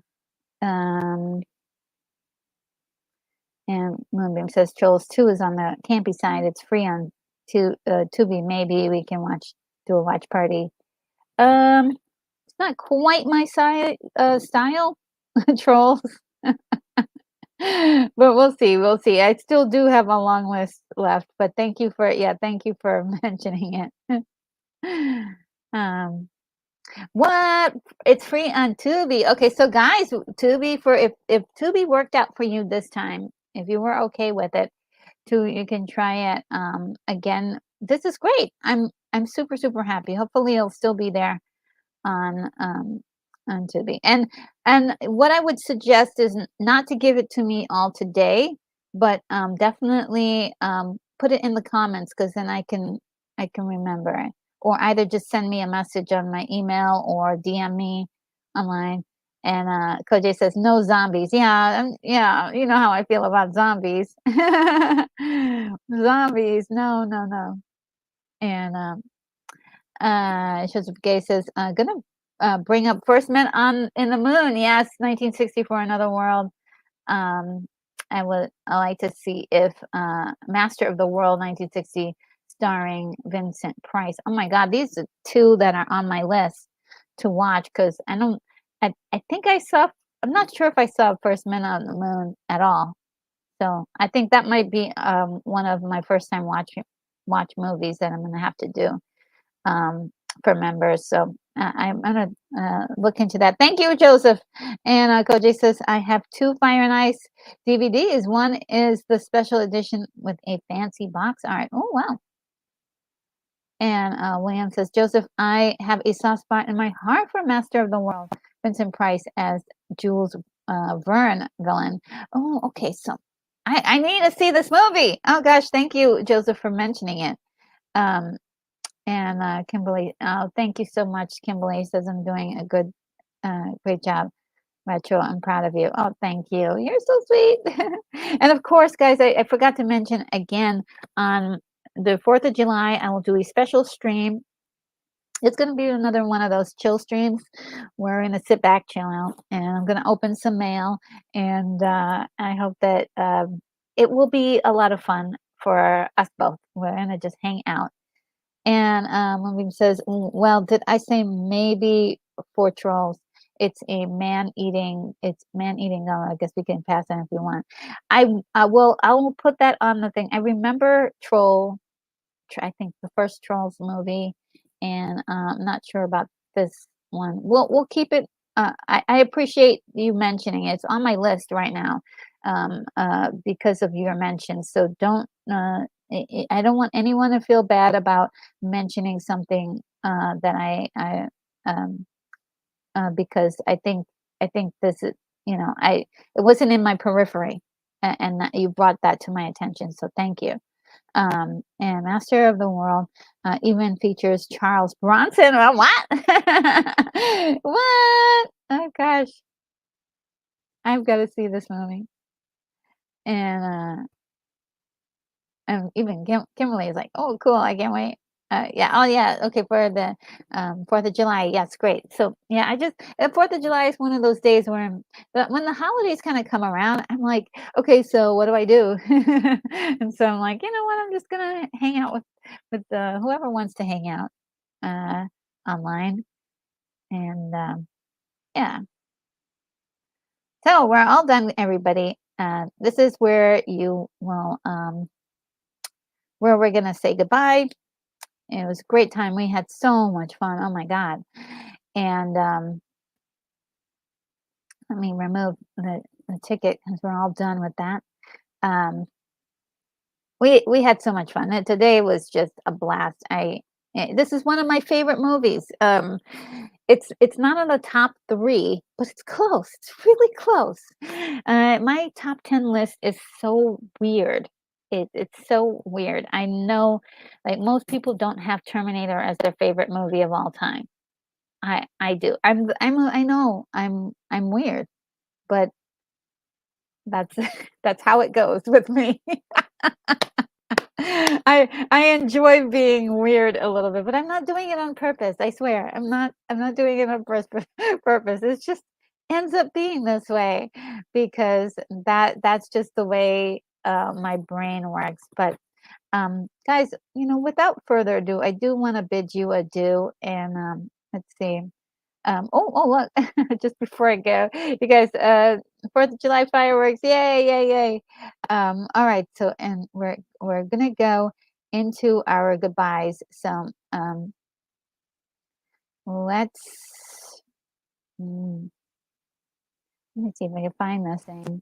Oh, before we go, I wanted to thank my Patreon members. You guys are fantastic. You guys been keeping the channel going, and I haven't been able to really thank you. So I am going to start putting a little banner for my Patreon supporters right after I say goodbye to you guys. And my goodbye is happening right now. So without further ado, everyone, I bid you adieu, and I'll see you in the next one of these. Take care, guys. Have fun, and I hopefully I'll see you in at Lorena's channel. All right, take care.